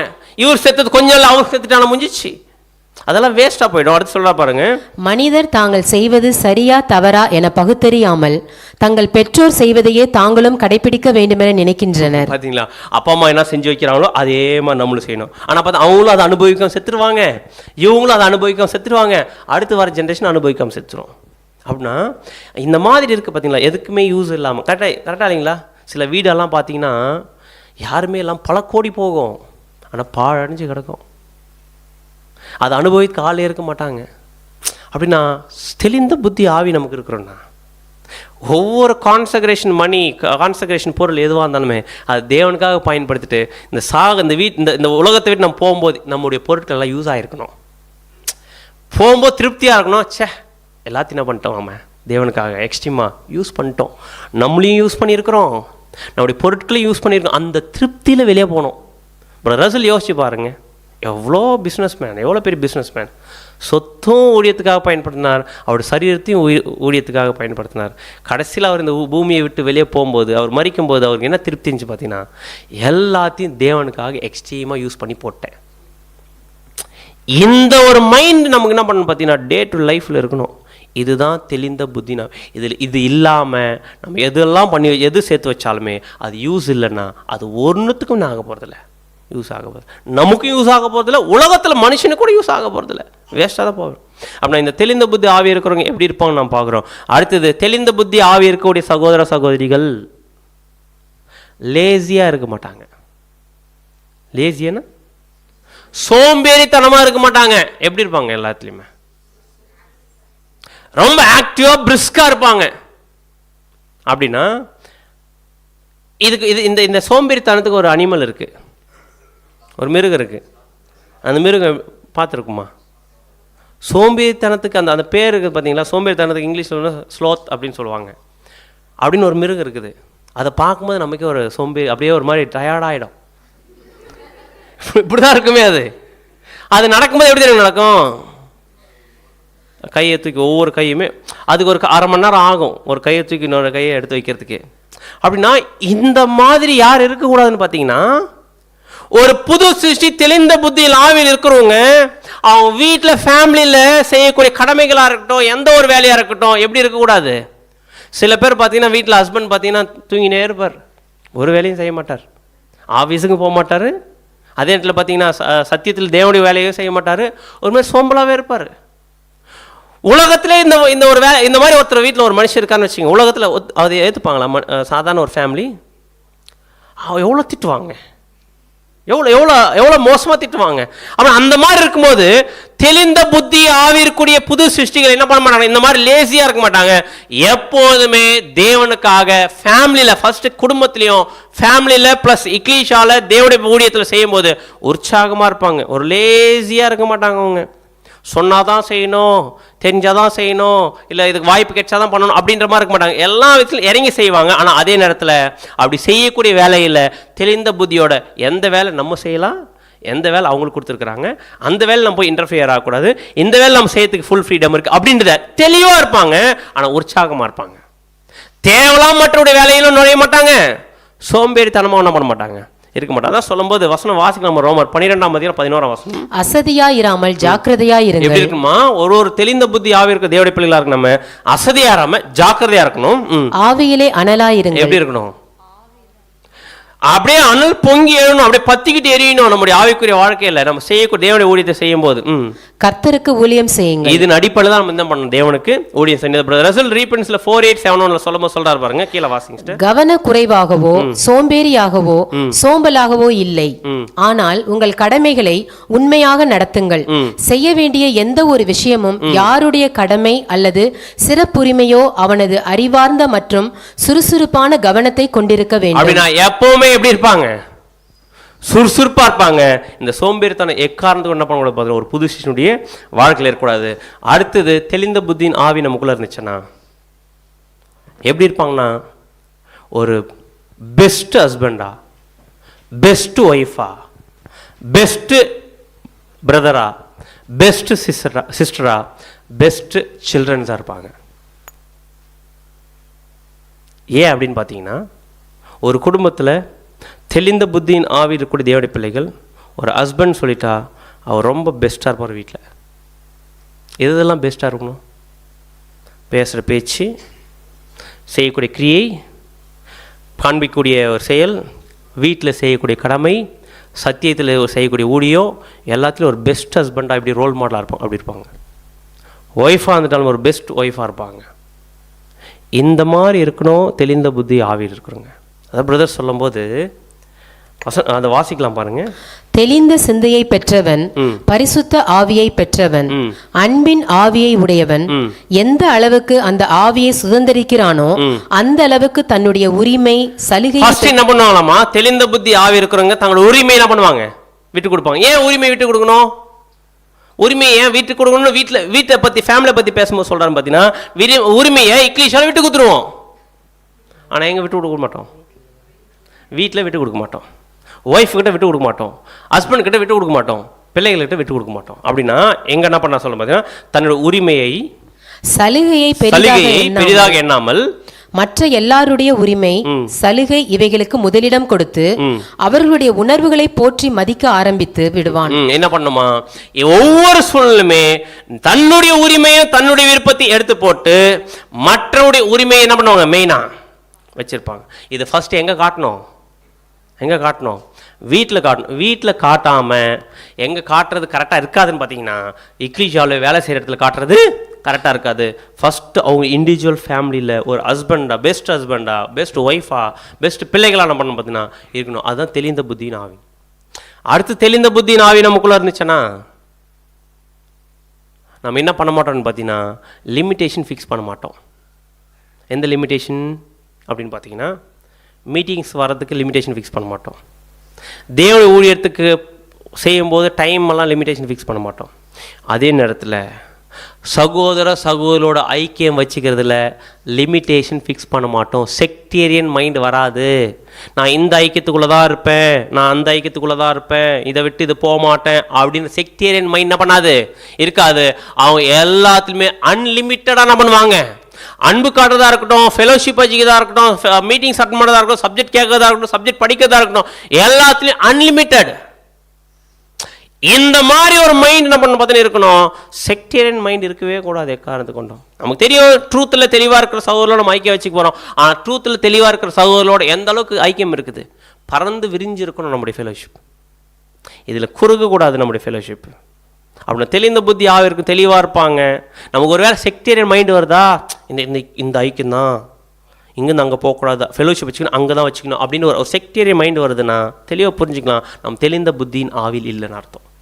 அப்படின்னா இந்த இப்போ பார்த்த எல்லாமே ஒரு தெளிந்த புத்தியில் ஆவில் நம்ம இருந்தோம்னா தான் தேவனுடைய வல்லமை நமக்கு செயல்படும். தேவனுடைய வல்லமை செயல்படும் இந்த விஷயத்தெல்லாம் நம்ம செயல்னு வச்சுக்கங்க. இந்த மாம்சமான விஷயத்தெல்லாம் பிரேக் பண்ணலன்னா, இதை உடச்சி எறியலைன்னா, எக்காரணத்து கொண்டோ இந்த தெளிந்த புத்தியின் ஆவியை சரியாக செயல்படலைன்னா நாம் இம்மார்டல் நேச்சருக்கு போகிறது ரொம்ப ரொம்ப ரொம்ப கஷ்டம். இந்த ஒரு தெளிந்த புத்தியின் ஆவி தான் இந்த சுவிசேஷ காலப்போல் வாழ்ந்திருக்க நம்மளை எங்கே நோக்கி கொண்டு போகுதுன்னு பார்த்தீங்கன்னா அந்த டிவைன் நேச்சர் கொண்டு போகுது. அந்த டிவைன் நேச்சர் கொண்டு போகுது, அந்த சாங்டிஃபிகேஷன் ப்ராசஸ்க்குள்ளே நம்ம கொண்டு போகுது. அப்படி இந்த சாங்டிஃபிகேஷன் ப்ராசஸ்க்குள்ளே போகிறவங்க எப்போவுமே எப்படி இருப்பாங்க பார்த்தீங்கன்னா தெளிந்த புத்தியில் ஆவில் இருப்போம். அப்படி இந்த தெளிந்த புத்தி ஆவில் நமக்குள்ளே செயல்பட எது கூடவே செயல்பட்டு வருது, பரிசுத்த ஆவி அந்த வல்லமை செயல்படுது. இந்த வல்லமை நமக்குள்ள கிரியை செய்ய ஆரம்பிச்சு அந்த கான்சக்ரேஷனை சீல் ஆனவங்க இந்த தெளிந்த புத்தியில் ஆவில் நல்லா செயல்பட்டு தேவனுடைய வல்லமை வாங்கி சாங்டிஃபை ப்ராசஸ்க்குள்ளே போயிட்டே இருந்தோம்னா ஃபைனல் சீலிங் நம்ம லைஃப்பில் நடக்கும். ஃபைனல் சீலிங் முத்திரை படுறது. அப்படி முத்திரை பட்டுமனா இந்த அபூர்ண தன்மையில் இருக்கிற நம்மளை உயிர் தெழுப்பும்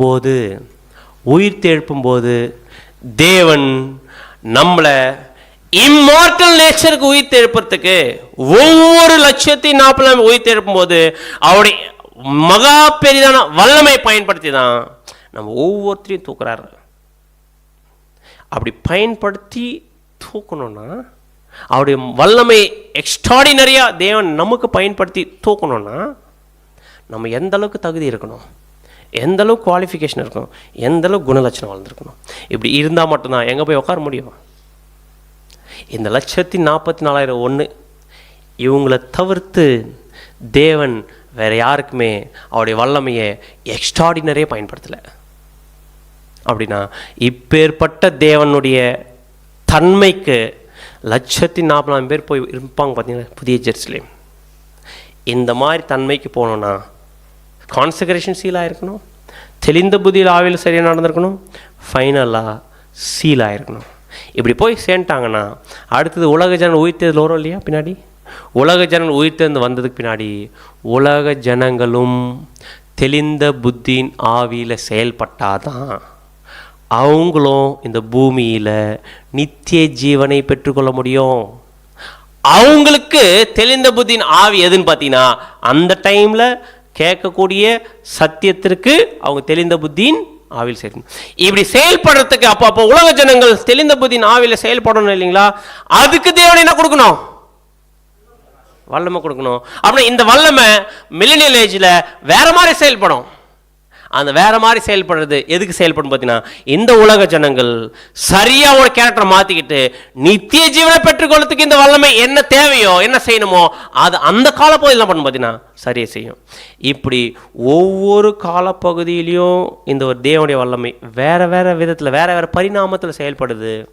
ஆனால் என்ன ஆச்சரியன்னு பார்த்தீங்கன்னா இந்த என்டையர் தேவனுடைய பிளானில் சுவிசேஷ காலப்பகுதி ரொம்ப ஸ்பெஷல். இதுக்குள்ளே தான் நீங்களும் நானும் இருக்கிறோம். இந்த வல்லமையினுடைய கிரியை சாதாரண விஷயம் இல்லை. இந்த வல்லமையை பற்றி தெரியாமல் உலகத்தில் இருக்கிற கிறிஸ்தவர்கள் அது ஒரு ஆள், அது 3வது நபர்னு சொல்லி தப்பாக புரிஞ்சுருக்கிறாங்க. ஆனால் அதை புரிய வச்சதே அது அப்படி இல்லைன்ற புரிய வச்சதே தேவனுடைய வல்லமை தான் நமக்கு. இப்பேற்பட்ட வல்லமையை வாங்கிட்டு இருக்கிற நம்ம எப்பேற்பட்ட கிரியை நம்ம செய்யணும் மட்டும் நம்ம யோசிச்சு பார்த்துக்கலாம். ஸோ இந்த தெளிந்த புத்தி ஆவியோடு இருந்து தேவனோட இந்த மாபெரிதான ஒரு ஆசீர்வாதத்தை பெற்றுக்கொள்ள தேவன் தாமே கிருபை செய்வாராக. இந்த ஒரு வாய்ப்பை நமக்கு ஏற்படுத்தி கொடுத்த நம்முடைய பிதாவாகிய தேவனுக்கும் நம்முடைய ஆண்டவராக இயேசு கிறிஸ்துவுக்கும் நம் நன்றிகளையும் ஸ்தோத்திரத்தை நம்ம எடுத்துக்கொள்வோம். ஆமென். இது போன்ற அநேகம் ஆழமான சத்தியங்களை முழுமையாக பார்க்க நமது சத்திய கருவூலம் யூடியூப் சேனலை சப்ஸ்கிரைப் செய்து பயன்பெறுங்கள்.